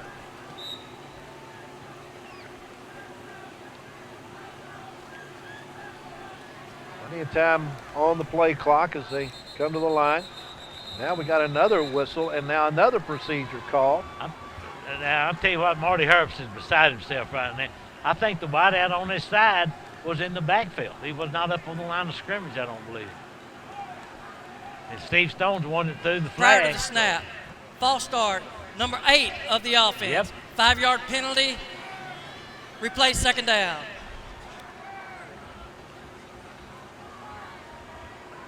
That's 2nd down and 12. Look at Marty, he's talking to Steve right now. Make sure number 8's up on that line of scrimmage, is he? He's on the line of scrimmage.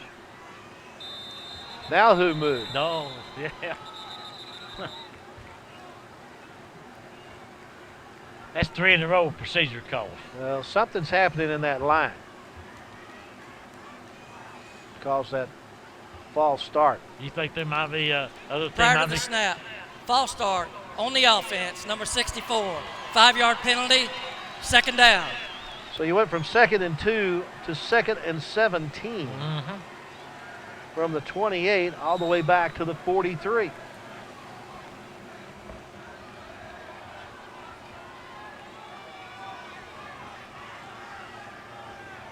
And the clock's rolling. 10 seconds left on the play clock. They better hurry.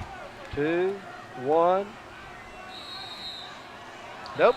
Didn't get it off in time. Delay the game.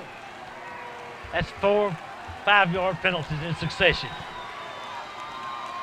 Takes it back to the 48. Now you got to blame that on the coaches for not getting delay the play game. Well, let's see. On the offense. 1 5-yard procedure, penalty, 2 false starts, still and 1 2nd delay. down. How many different ways can you move the ball back?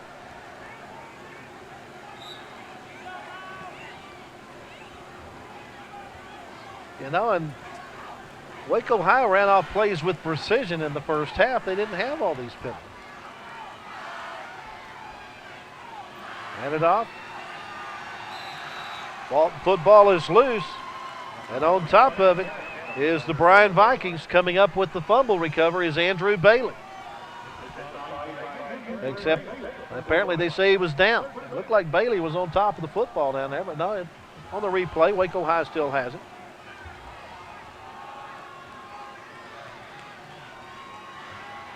Looking to pass. Down the sideline, has an open man and overthrows it.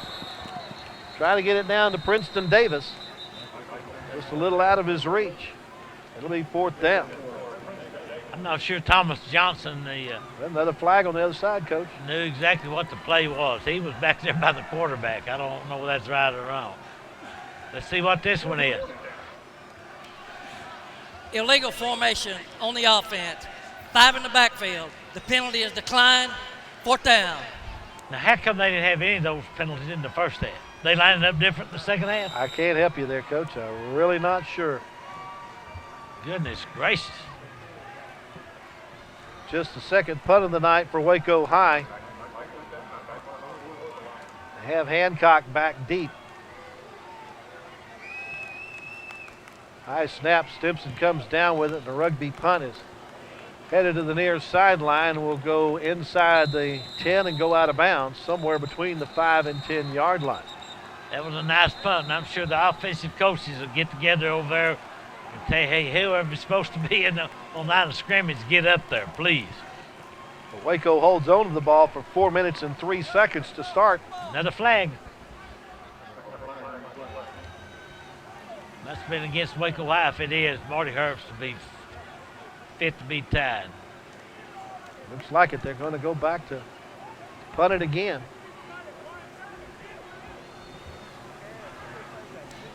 Holding on the offense, number 79.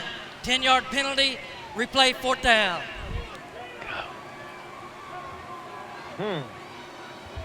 That's 30 yards of penalties in one series of downs. 4th and a whole bunch. See if he can punt for a first down. Low snap, but once again gets off a nice punt. Taken at the 27-yard line by Hancock, and he's got a wall down the sideline. One man to beat, the punter Stimson. He slows him down enough for the pursuit to catch up with him before he gets into the end zone. Good job of chasing the play by Josh Hamilton to keep him from getting into the end zone.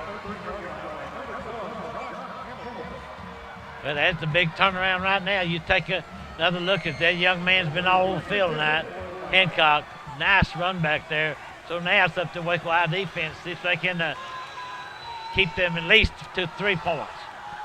Took it all the way to the 13-yard line as the Vikings try to use that to turn this score around. They trail 14-0 as they get the ball for the first time in the second half.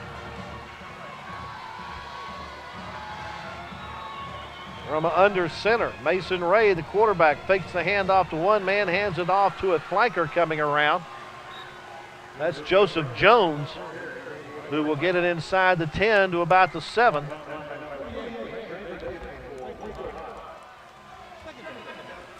Brings up 2nd and 4 after the 6-yard gain. Waco High defense has got to bow their neck right here. Certainly do. Once again, Ray will go under center. Hands it off to Batten. Out of the I formation, he dodges a couple of would-be Lion tacklers in the backfield and dives his way down to about the 2 for a 5-yard pickup and brings up a 1st and goal. It's pretty tough to keep people out of the end zone when they're on the lip of the cup like this. So we'll see what happens. Boy, I've never seen a team, I don't believe, with 4 consecutive procedure penalties. I don't think I have.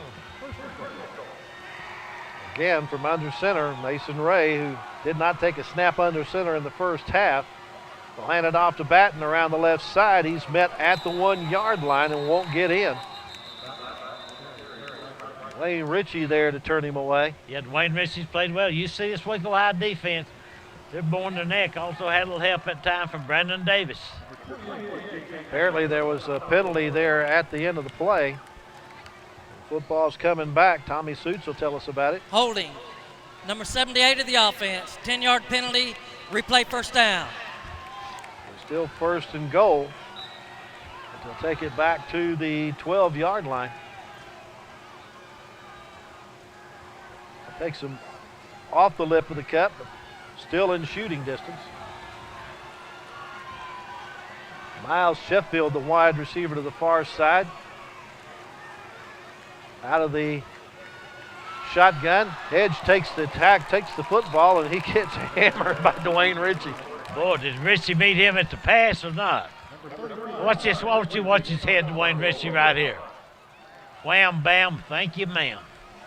Picked up 3 yards, bring up 2nd and goal at the 9. Vikings in the huddle looking over to the far sideline. Head coach Ross Rogers in the offensive brain trust. get to the line of scrimmage with 10 seconds left on the play clock. Edge again at the quarterback spot over left tackle. Gets it inside the 5 and spins his way down to the 1. Picked up 8 on that play, but it's 3rd and goal at the Waco 1. Very fast-moving third quarter. Bryan is knocking at the door. That's all I can say. They'll have 2 chances to get this ball in the end zone. They didn't even approach the welcome mat in the first half. They're certainly there right now. Back under center, Mason Ray. On the quarterback sneak. No indication. I don't think he's down at in. the 1. Yep. 4th and goal. Decision here. You probably have to go for it here, don't you, Coach? Oh, yeah, and I'm thinking maybe another quarterback sneak might be in order. You see it right there. He did not get in. Waco High defense trying to turn this one around. Trying to keep the shutout intact. Certainly looks like a quarterback sneak type lineup. And they jump offside. There was motion in the line. I believe the right guard jumped offside for Bryan. If that's the case, that'll move that thing back to about the 6-yard line. Then Coach Rogers is going to have a decision to make.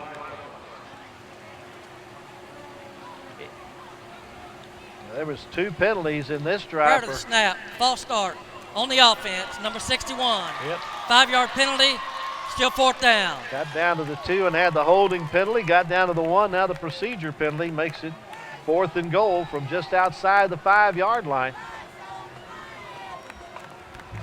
Boss Rogers and his offensive coordinator trying to come up with the scoring play here. Clock continues to roll. It'll be under the 4-minute mark left in the third quarter when they snap the football. Edge at the quarterback spot. Fakes the pitch, looks around the corner, and will get into the end zone for the touchdown.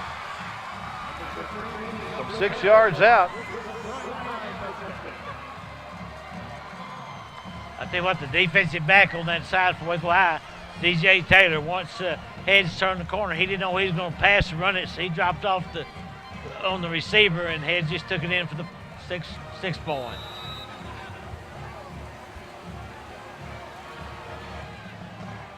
Took them 6 plays to go 13 yards, Coach.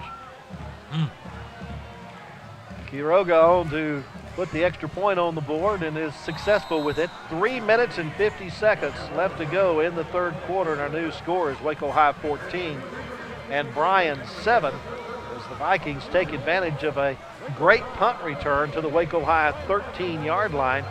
But it takes them 6 plays to score from that point. Great punt return, preceded by a bunch of penalties for Waco High. Folks, make plans next week to come out, as it'll be the big rivalry game between University and Waco High. It'll be the Hall of Fame game. They're going to have all types of festivities. And at the end of the third quarter, they're going to have the who's the fastest 5th grader, boys and girls. They'll have 2 heats, I guess. So should be a lot of fun. It should be a good crowd because these folks have grown up knowing each other. It'll be a lot of fun. Coach, in our broadcasting career, we've seen 99-yard drives that have taken all of 12 seconds. Yep. We just saw a 13-yard drive that took 4 minutes and 7 seconds. Yep. That might be a record. I think so. Well, let's see if Waco High can come back and do what they were doing in the first half. I don't know what they were doing different, but they certainly got a lot of penalties in a row there because the wideout was not up on the line of scrimmage.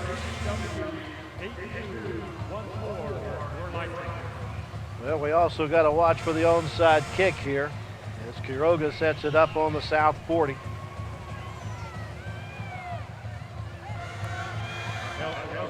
Up man on the far side is DJ Mangum.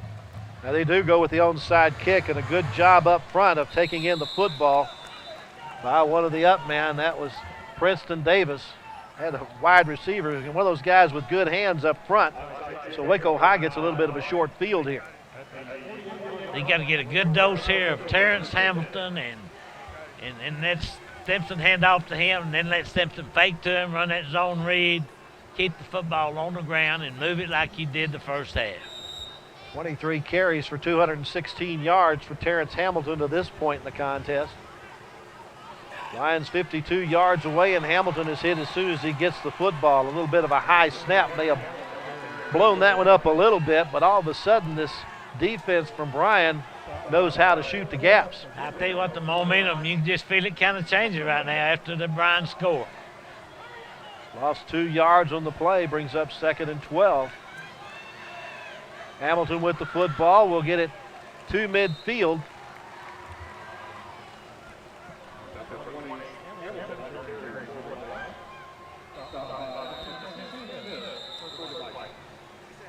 Well, we got a timeout for an injury. Coach, this isn't one of those injuries I want to see. Nope. Because it's Terrence Hamilton who's down. We already have enough walking wounded on the sideline.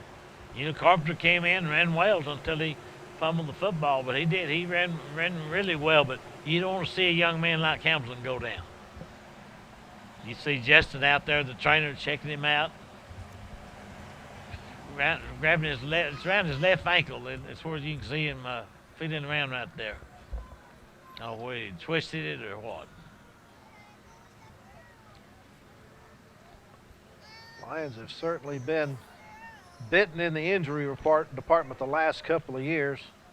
2 years in a row they've not had their quarterback in Will Richards III, injured prior to district play both years. Yeah, and I see Will down there on crutches. You know, he'd sure like to be out there, but he's out down there supporting this team. I don't like to see Terrence laying out there that long. It makes me nervous. All right, he's going to get up. Well, he's walking on his own power, and that's always a good sign. They just twisted his ankle a little bit. Maybe they can re-tape it or whatever and get him back in there. I think this is a huge play for Waco High. I do too. I think Bryan's got all the momentum right now. You gonna throw the football here? You can let Stimson fake it to Carpenter and run it? You gonna give it to Carpenter? Yes.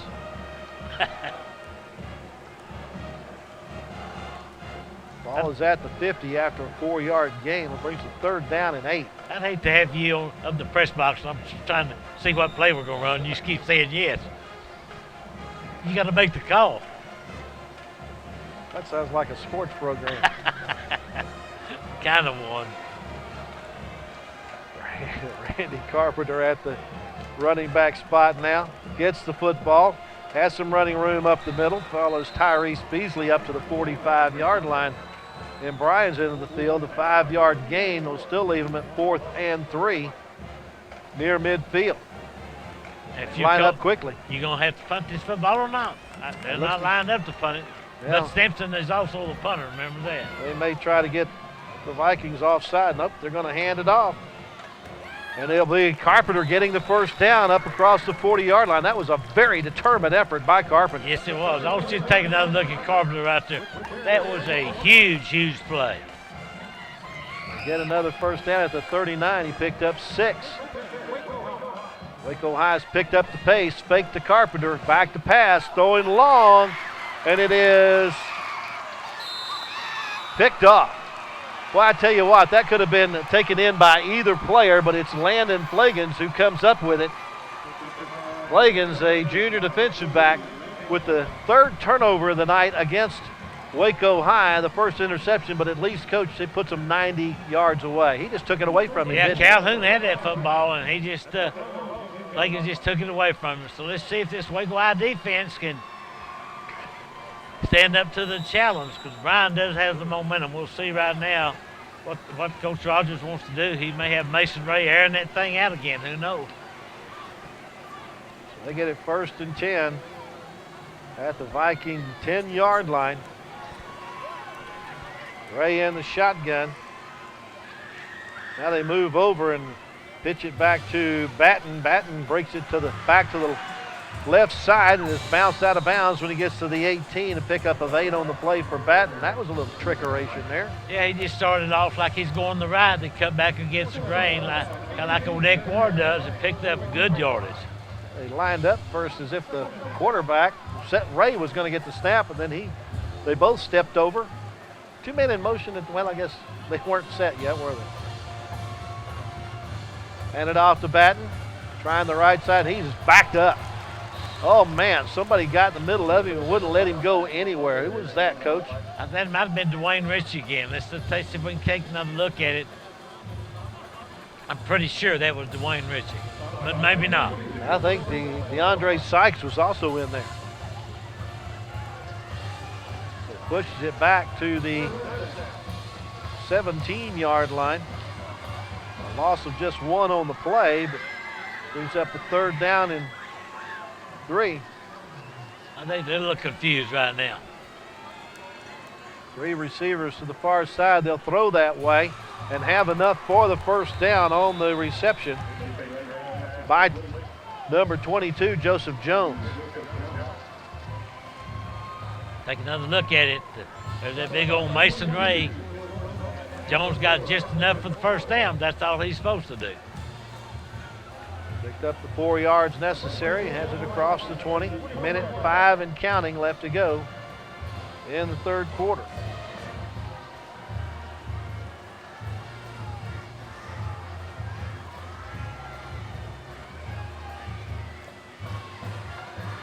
Looking to pass.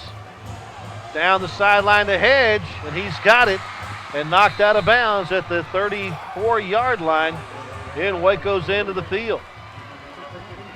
First time they've really gone deep tonight, Coach. Yeah, and Edward McFloyd in on the coverage that time, and you see they just got behind him. Did a good job by Hedge that time.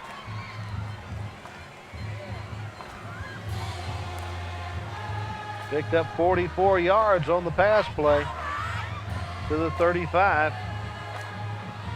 Hand off to Batten. Sidesteps a couple of tacklers to get it down to the 31 and pick up 4. Right now, Bryan is moving the football. That last play at 44-yard pickup certainly didn't hurt anything. And now we got a defensive player down for Waco High. What that does is stop the clock, give Bryan a little chance to regroup over there. I believe that's DeJour Silman that finally gets up, but goes back down to a knee.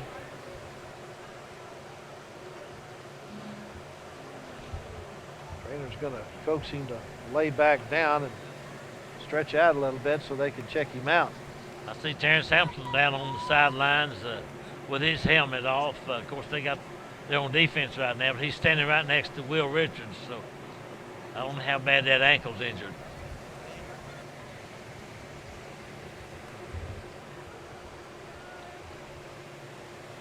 Michael Stimson right next to him saying, come on, Stink, you got to get back in there pretty quick. As we approach the end of the 3rd quarter, Bryan has run 44 plays for 239 yards.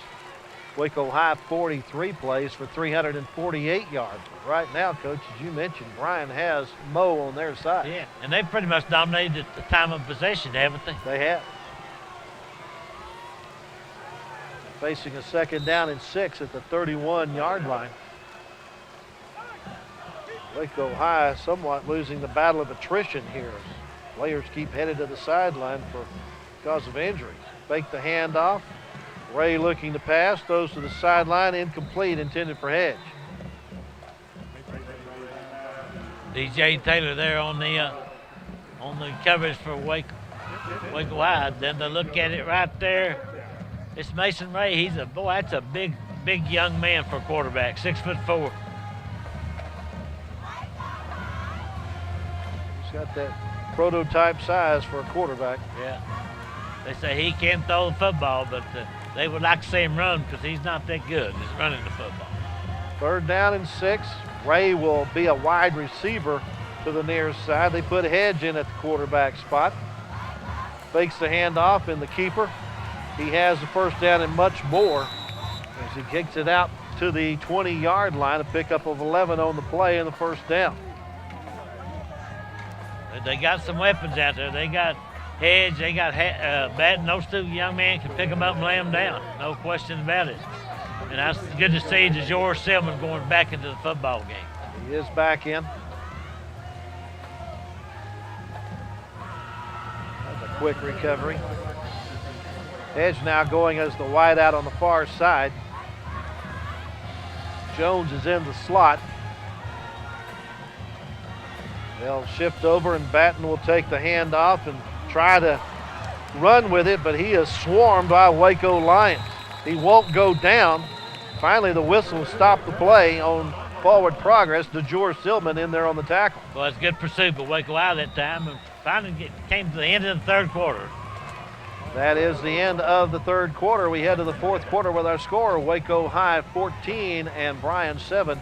Down to the field and check in with the superintendent of schools, Dr. Bonnie Kane.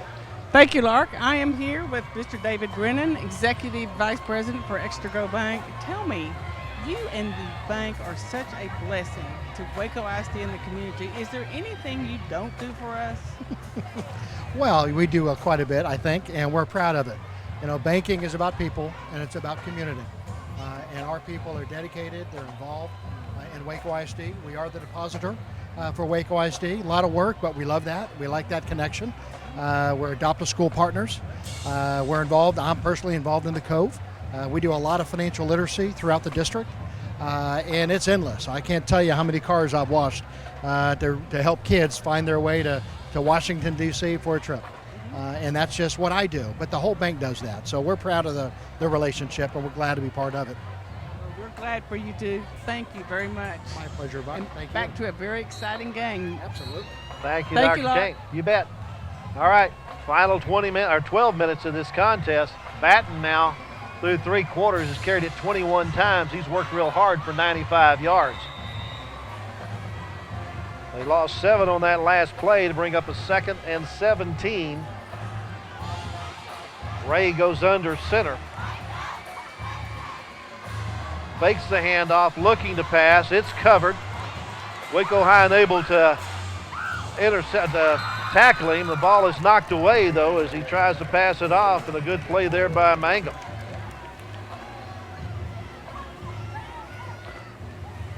I could not get the Waco High's man's young number right there that nearly had him sacked in the backfield, but could not quite get to him. So Coach Rogers got a decision to make if they don't convert on this third down. Yeah, that was a great play by the Waco High secondary to have everybody covered and not give Ray a choice of who to throw the ball to.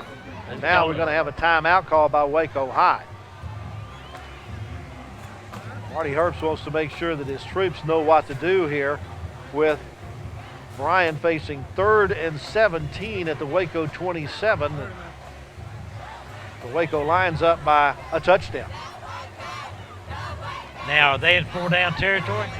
I would think so. Now, we did see a 40-yard field goal attempt earlier in the game, but it was a line drive that went wide left. So he did have the distance, just didn't have the accuracy. And right now, he's looking at about a 25-yarder, or make that a 35-yarder.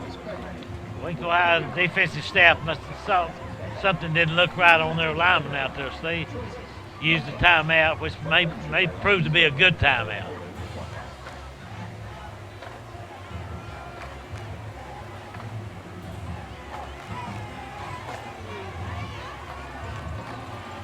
Here come the Vikings. Roderick Crenshaw, number 12, in at one of the receivers on the near side. First time we've seen him in the game tonight.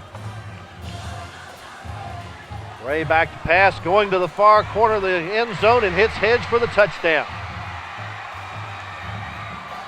Boy, that was good coverage by Dwayne Ritchie that time.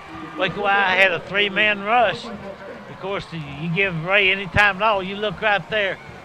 Ritchie was right there, money on the spot, but couldn't make the play. So if this extra point is good, we'll be tied up. 27-yard touchdown pass. On to try the point after is Quiroga.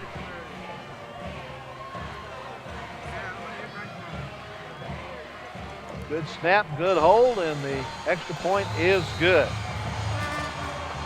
So we're all tied up with 11 minutes and 45 seconds left to go in this game thanks to this touchdown pass at 27 yards from Ray to Hedge. That's a nice catch by Hedge. That was a real nice play, catch that time. So we'll have to see now if Waco High can come back and answer. This game is exactly where it was when we started at 7:30, right? Sure is. One of these teams is going to get the fourth spot in the playoffs as far as the district. Other teams, like you said, start that three-man weave again. Yep. Took them 2 minutes and 23 seconds to go 90 yards in 10 plays. And amazing, there was no penalties in that series of downs. No, we had enough in that one series to last us forever. So. This may come down to who has the ball last now. I think Bryan has adjusted a little bit. They've kind of kept Hamilton under wraps, but I still keep feeding in the football because he can break it at any time. Got Nathan Carpio in there to kick now. That's a different kicker, Coach. We've already seen him try one onside kick. Let's see what Carpio does. He sends a pop-up kick. It's taken at the 26-yard line and taken up to about the 36-yard line. Returning it for Waco High was Edward Coleman.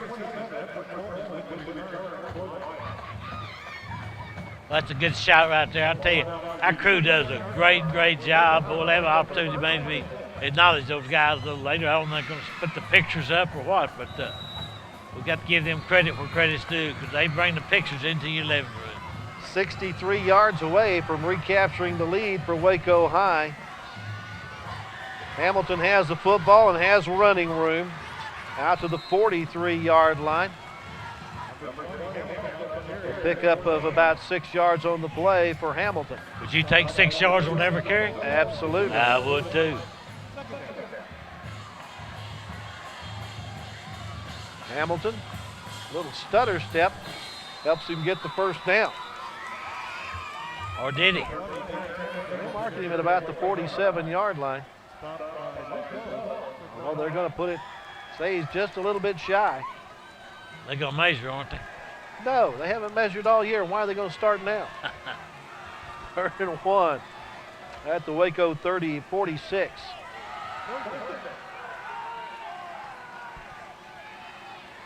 Check with the sideline, make sure they got the right play called here. Changing things a little bit with 6 seconds left on the play clock. They get the snap off.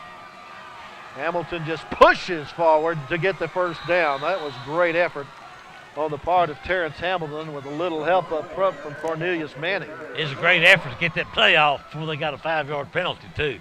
That certainly wouldn't have been good. 1st and 10 at the Waco 48. Gave him a 2-yard gain on the play. That time for Stimson to fake it to Hamilton and keep it himself. Hamilton's not in No, the he game. just came out. I seen that. Carpenter's out there right now. And now we have a procedure call against Waco High.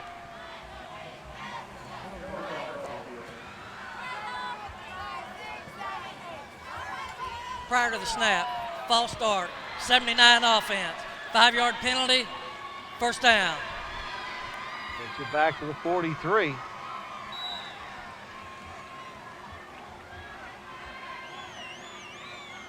Fake the handoff. Stimson throwing across the middle, and it is complete on a diving catch. Outstanding job by Williams to make the catch at the 25-yard line. Oh, that was a thing of beauty that time.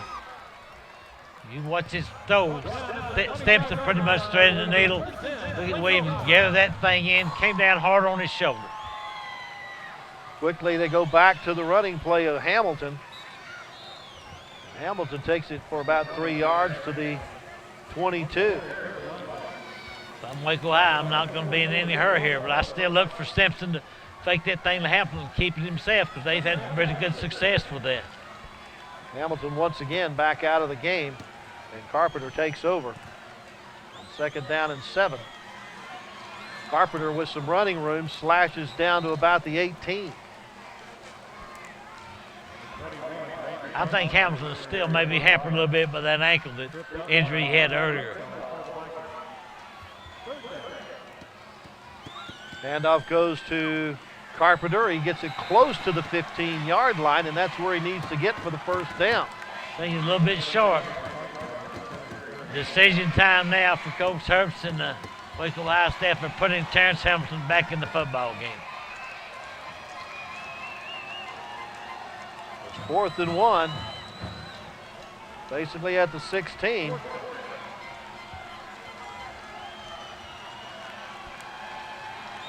Hamilton is in the game.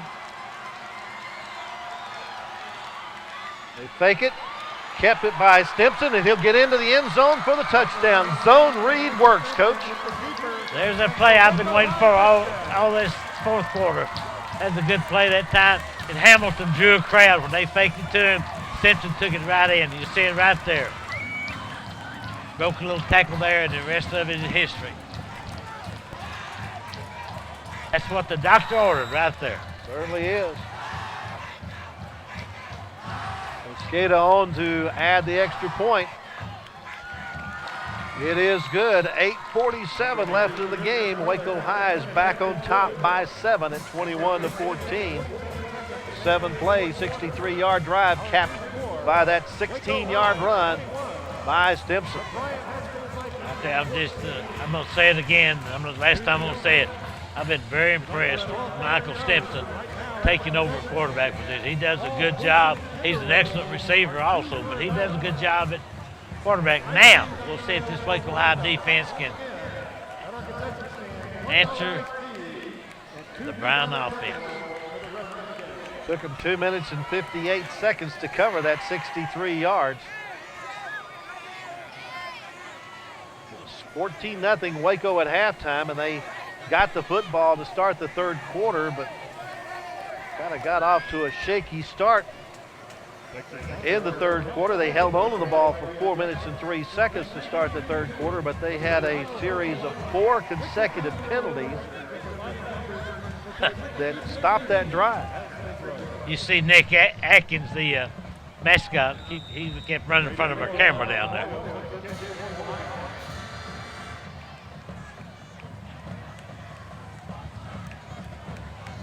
Kickoff headed down the middle. Fumbled by Bratton, and he'll fall on it at the 18-yard line. So that's where Bryan will get the ball. It's at their own 18. Let's see if Ebron, Glasker, Black, Brandon Davis, those guys up front can slow down this Bryan offense, because they've come out playing pretty well this second half.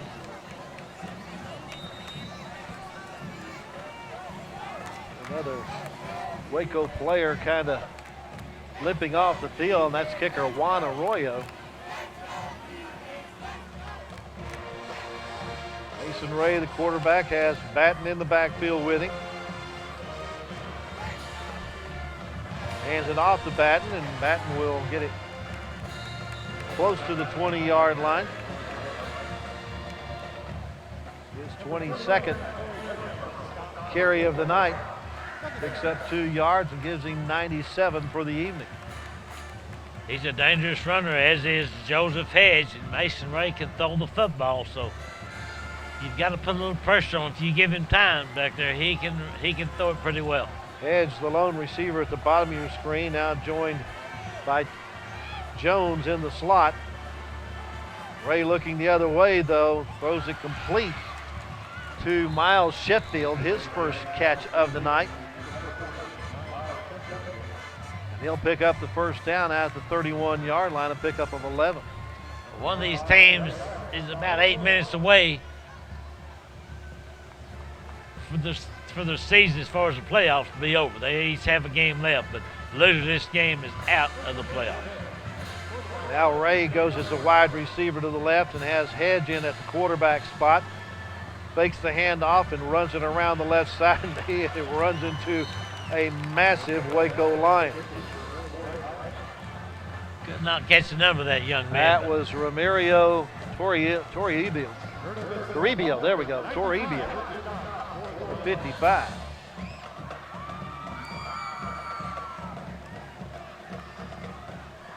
A gain of 1 on the play out to the 32.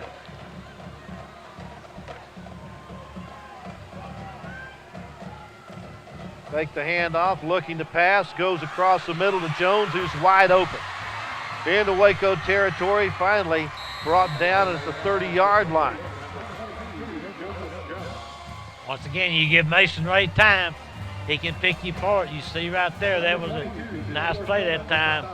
Joseph Jones makes the reception, picks up good yardage. So, with 7 minutes left in this football game, Bryan is moving it right now.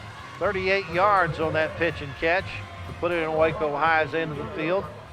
Under 7 minutes to go. Ray surveys the field. Looking to pass. Going to the left side toward the end zone for Hedge. He's got it for the touchdown. Second touchdown connection between Ray and Hedge here in the second half will give the Vikings another chance to tie the game. Look at that. Hedge threw a beautiful pass right into the arms of Joseph Hedge III, who is one of the better athletes on this football team. So with the extra point is good, we'll be tied up again, Lauren. It took them 2 minutes and 10 seconds to move the ball 82 yards.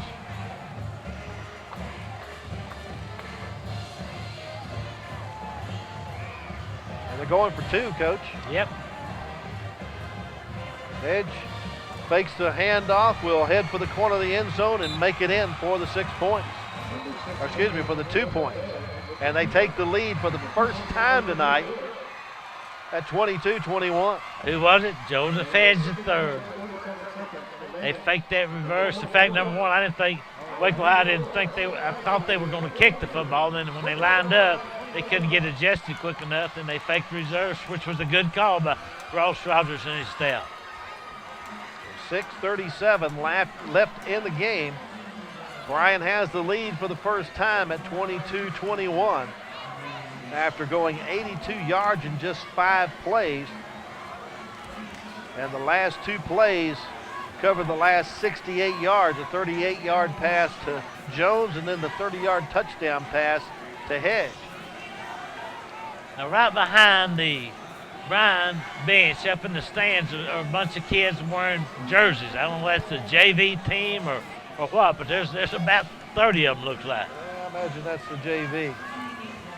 Ray now passing, coach, is 11 of 16 for 190 yards. They now have more passing yards than they do rushing yards. He throws the ball. He throws a beautiful pass, and both times they've got behind the Waco High defense when they needed to.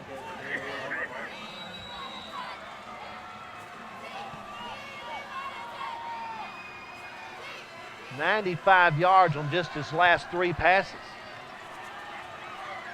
Ball coming down the 24-yard line. Picks up a wall of blockers.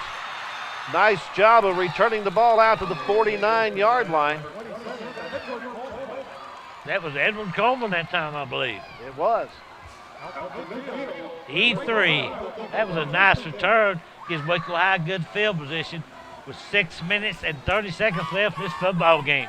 Somebody's season will be over in the next 6 minutes and 30 seconds, unless they go in overtime. Well, right now, it looks like it's clock management here. Who's going to have the football last? Right. Right now, Waco trailing by a point as opposed to being a tie ball game. Bad snap, and Terrence Hamilton's going to cover the football. Instead of 1st and 10, you're going to have second about 12 or 13. That's not good. You don't want to start off like that. No, you don't. Oh, put it back at the 47, a loss of 3 on the play. Because Hamilton recovers it, he gets charged with that 3-yard loss.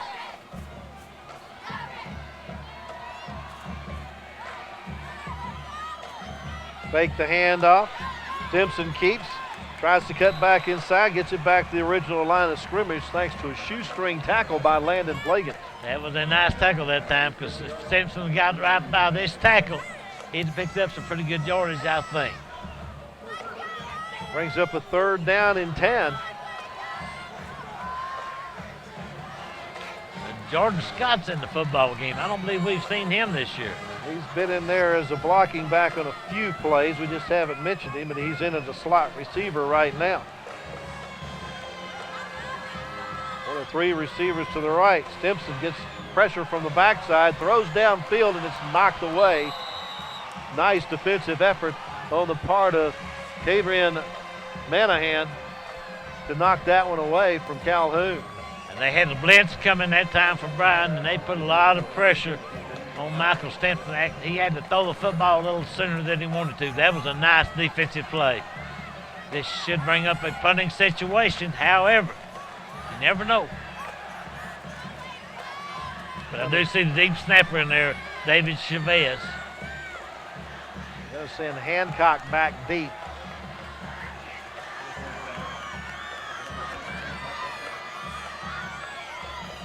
They do make the short snap and not able to get the first down. Carrying the football for Waco High was Michael Howard, a sophomore. He only got it to the 46-yard line in the Vikings end of the field. And the ball goes over on downs at the 46. Well, if they got to bowl the neck here, because it's that two first downs from Bryan, it would be big trouble. Hey, thank y'all very much. Appreciate you. Yeah, one more time. Next week, 7:30. Thank you. So the Vikings with the ball and the lead, a point lead, 22-21, 54 yards away. Hand off to Batten. Batten picking his way through the defense up to the 49-yard line for a 3-yard gain. Your committee has spoken? Yeah, it's spoken a little different tonight. Our offensive player of the game is going to be a offensive tackle, Tyrese Beasley. Our defensive player will be Big Ladadrian Glasker. So we'll visit with those 2 people and Coach Herb following the football game. Hopefully it'll be a win. And after this next play, I'll try to acknowledge our crew. What happened to pictures we used to have of a crew? We don't do that anymore? I bet you Jesse's got them down there somewhere. I don't know. He might. Ray takes the snap, immediately throws in the flat to Jones. Jones with a spin move gets away from one would-be tackler, but then a couple of more catch up to him. Okay, audio night. Little Ricky Mazda on camera. Terrell McSpadden, Justin Sanchez, Leslie Ugali, Jesse Maldonado. Also LJ Rodriguez on camera. Bill Tavener, instant replay, and our producer, as always, Mr. Jesse Patea. Have a young man down from Waco High.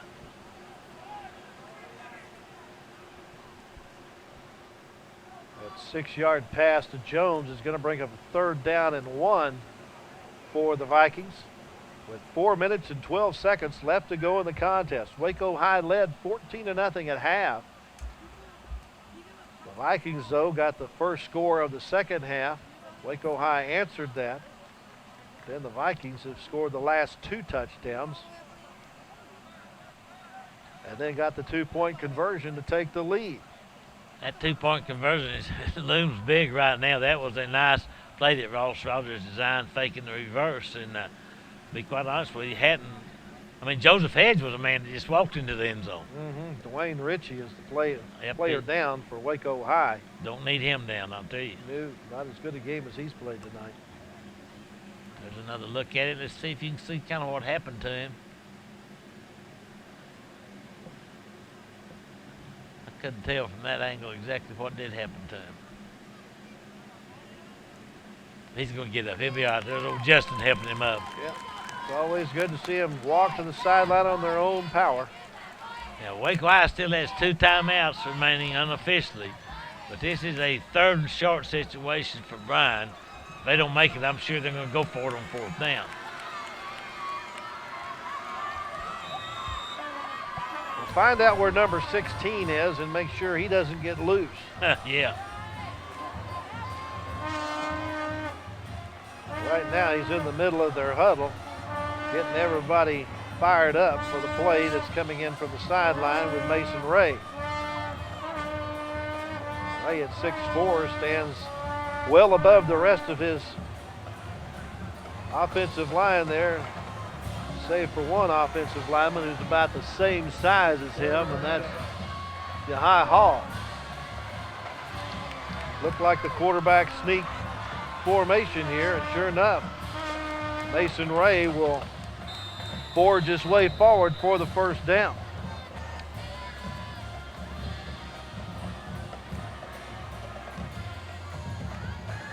They get a new set of downs at the Waco 44-yard line. They don't even need to measure it because it's on the other side of the 44. That time's becoming a factor now. It's an ally for Bryan. They have a first down, and that clock is running, so Waco High's got to get a stop on this possession. They have to. Yep. Do not let this series of downs result in another first down. No, if it does, you can pretty much start singing that Willie Nelson song. Edge and Jones are the wide receivers to the right side. Batten takes a direct snap, and he's hit immediately, slowed down for the moment. Then finally the posse gets there. But Adrian Glasgow got to him first. Yeah, Adrian will be one of our players of the game on this Waco High team, and clock continues to roll. And eventually, after this next play, if they don't make a first down, I think you'll see Waco High call a timeout. 1 yard loss for Batten on that play. On his 24th carry of the night, he's got 99 yards.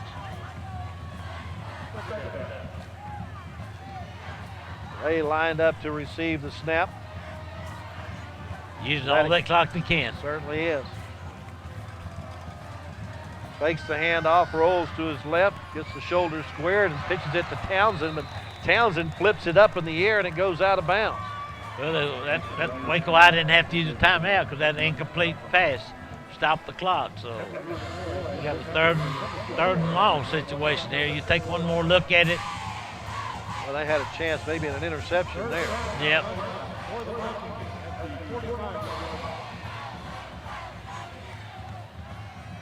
Third and 11. And I'll say it again, Coach, know where number 16 is. Yes, sir. You better know where he is. Right now he's going to be in the backfield as the quarterback. Mason Ray goes as the wide receiver to the left. Edge runs straight up the middle and has the first down. All the way down to the 32-yard line. Pick up a 13 on the play. I think that pretty much did it. Lark, I'll be making my way down, and it'll be tough interviews on these Waco High folks, I promise you. But you got to do what you got to do. Edge tonight with 11 carries for 60 yards. Timeout, Waco High. Waco High calls one of its two remaining timeouts with 2:06 left in the game. Total offense now for the game. The Vikings have run 58 offensive plays for 362 yards. Waco High 54 offensive plays for 402 yards.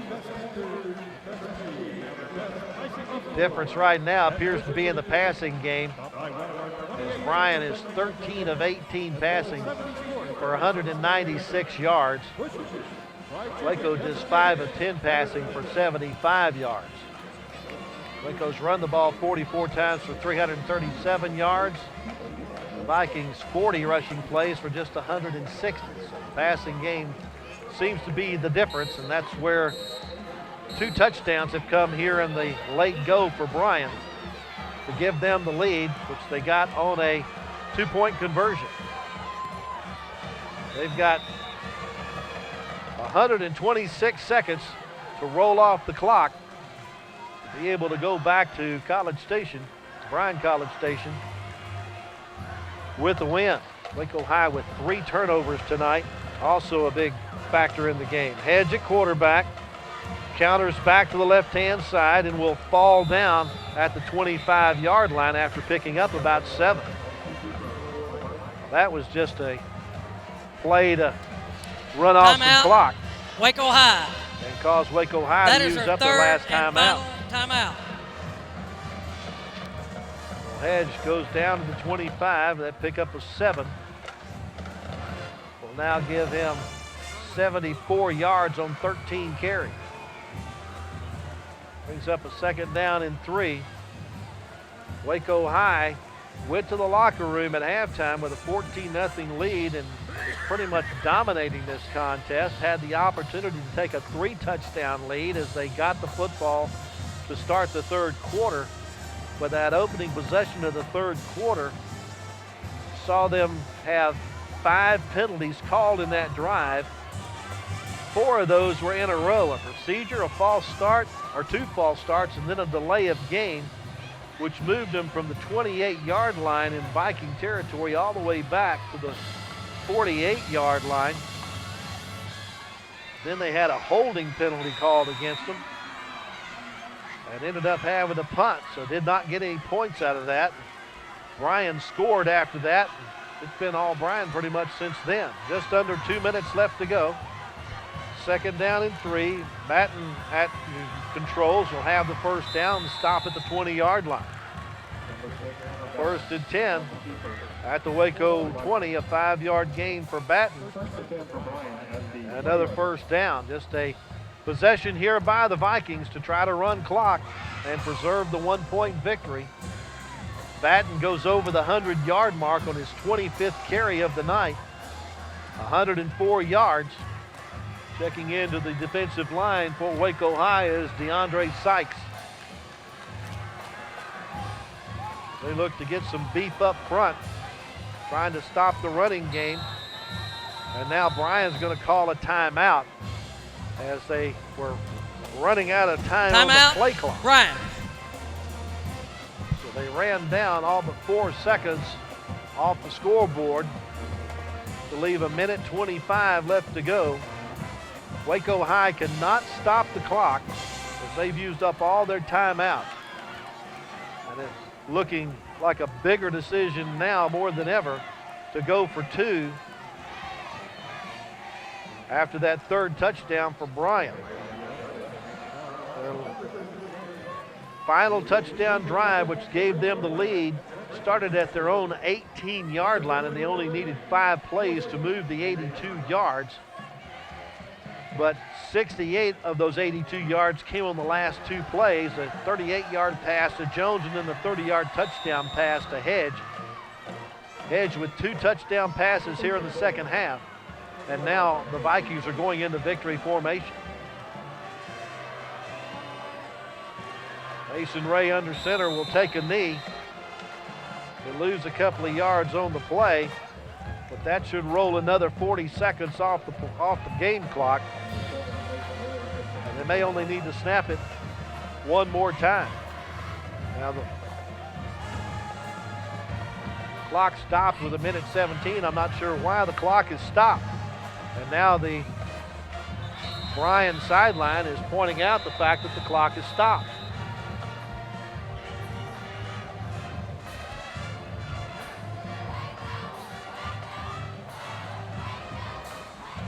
Not sure why the clock stopped.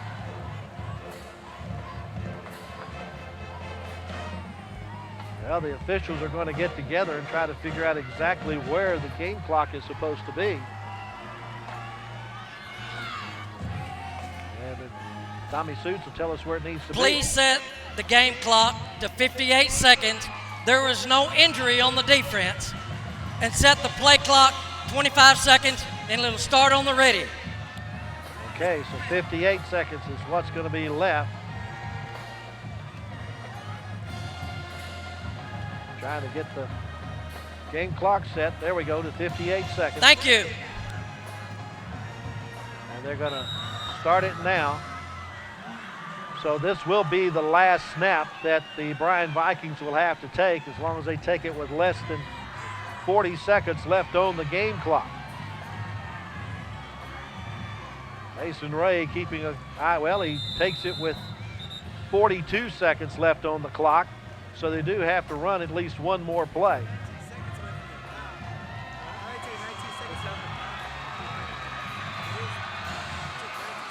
Bryan is acting like the game is over, but there's still 2 seconds that needs to be run off here. Well, they didn't even start the play clock.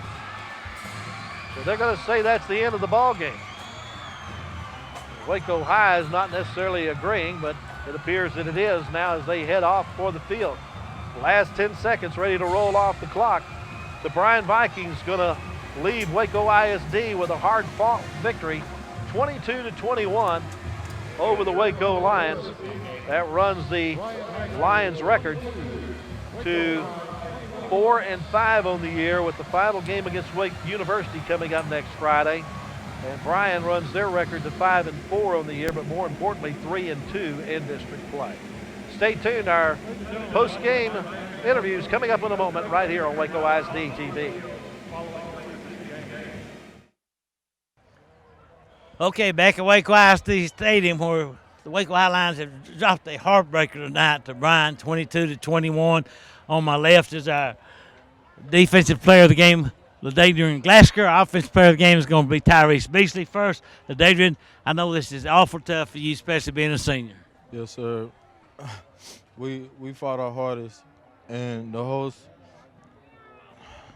season, the season was leading up to this. It was gonna be a game where we had to fight, and unfortunately, we didn't come out on top. You guys jumped out to 14-0 lead, and I thought you had the game in hand, and Bryan came back, and the two-point conversion was the difference, but that took a lot of guts to call that play. Yes, sir. It was just a lack of focus in the second half. We didn't focus. We didn't come out with the same amount of focus as we did at the start of the game. I tell you what, come back. Your counterpart on the other side, I know you missed on the Cavian Vincent, but at least he'll have another year to try to regroup on him. Yes, sir. And I wish the best for him. I would love to keep playing with him, and he knows that. And I'm gonna really miss him. What does the future look like for you? Is it football after high school? Currently, tomorrow I'm going down to Texas A&M Commerce. I got invited to a game to go meet some of the coaches. All right, next week is a big crosstown rivalry between you and University. That should be a lot of fun. You guys both playing for pride. Yes, sir. It's more of a rivalry because we grew up with those guys. Like half the guys on the team I played Pee Wee, middle school, all that with. So yeah, it's gonna be fun to beat them. All right, good luck to you. All right, thank you. Let's talk to Tyrese Beasley, one of the better spokesman for this Waco High team. He came over and I said I wasn't going to cry tonight. Wasn't going to cry. I'm not going to cry now, y'all. I'm not going to cry. He's also a senior on this team, and this had to be a tough loss to you guys because he's that far away from getting the playoff. Yes, it was very tough. Throughout the whole season, we had some injuries, that really hurt us. But, as Coach always say, next man up. The next man had to step up, take the next man position, and we had to keep rolling. We had to be like a train. We couldn't stop. We had to keep on going. In the first half, you guys were running the football at will with Terrence Hamilton and Stimson back there. Your offensive line was doing one heck of a job. Yes, sir. Yes, we were. When we get pushing, when we get that line of scrimmage moving, there's no telling what our offensive can't do. There's no telling what our running backs can hit those holes. And us as an offensive line, we move those guys and we get the great touchdowns. Talk about next week. University Trojans coming calling you guys playing for pride. Oh, yes. That will be my last ride out. I will be taking it to the University Trojans as I close out my high school career, and I will just play all my heart out. Is there going to be football for you after high school? Well, sir, I have not know yet, but as far as I'm concerned, I'm just focused on next week for University, focused on those guys, just ready to get another W for my team. A lot of people don't know this guy's one of the best singers. In fact, probably the best singer in Waco High. Could you sing me one verse of your favorite song? All right, I'm going to sing Living on the Prairie. Here we go, y'all. Whoa, we're halfway there. Living on a prayer, take my hand, I'll make it, I swear. That's good. That's good. On a prayer. I bet you may get a record deal. Yeah, I hope so. Good luck next week. Thank you for having me. I said I wasn't going to cry. You got it. Bring Coach Herbst. I don't know how you can follow that or not, but Marty, I know it's just tough for you guys. You had the game pretty much in control. And I've never seen a team have 4 back-to-back procedure penalties. Well, scratching our head on that one, too. You don't see that too often. Of course, we thought one thing and the officials thought the other, and they're always right. So shame on us, but those things reared their head on us, and it was unfortunate. If it's any consolation, people don't realize you guys were bit hard this year by the injury bug. Your top 2 quarterbacks. Jalen Harris goes down. Before he goes down, you had Will Richards going down, and I thought Simpson came in and did a pretty good job. He did a marvelous job, and somebody referred to him as the number 3 quarterback. That's not a fair assessment. He's a starting wide receiver and holds and punts and does everything else, but he was our third option in there, quarterback, because he was the only one that we knew could get in there and make things work, and he did there at times, and just team-wise, we didn't get it going long enough. Terrence Hamilton had another big game for you, but a young man impressed me with his speed was Carpenter. Randy's a little sophomore, got moved up this year due to injury. He was one of those kids we hope to keep down on the JV and get more reps, but he gets a few reps on Friday now, and he's made the best of them. Well, I know it's not what you wanted. You wanted to be in the playoffs, but you guys playing for Pride next week against the University. Should be a lot of fun, a lot of big crowd out here. You go out, you're going to win that one. No doubt. Our guys will be ready for that one. Be tough to swallow this, but come next Friday, we'll be ready to go. Good luck to you, Marty. Thank you. You bet. Bring Mark in and wrap her up, and what was one heck of a football game. Certainly was, and I think I found out the reason why those procedure penalties were. Starting center broke his leg in the second quarter. So they were without a man in that front line. You know, the center makes everything go. How well their offensive line played this year to make holes for Terrence Hamilton and those guys, considering all the injuries in the backfield. I think the offensive line did a tremendous job. They did a good job, Lork, and I tell you, I'm going to give credit to Bryan. Ross Rogers, that guy's not his first rodeo, and that 2-point conversion took some guts to call it, but it worked to perfection, and now Waco High just got to come back and play against the University next week. Should be a good crowd, a lot of fun, playing for Pride. Absolutely. Should be a great game next week here at Waco ISD Stadium between the Waco Lions and the University Trojans. Tonight, though, the Lions lose by a point, 22-21 to the Bryan Vikings. For the coach, Butch Henry, and our entire crew here at Waco ISD Stadium, I'm Lark Smith. Good night from Waco ISD TV.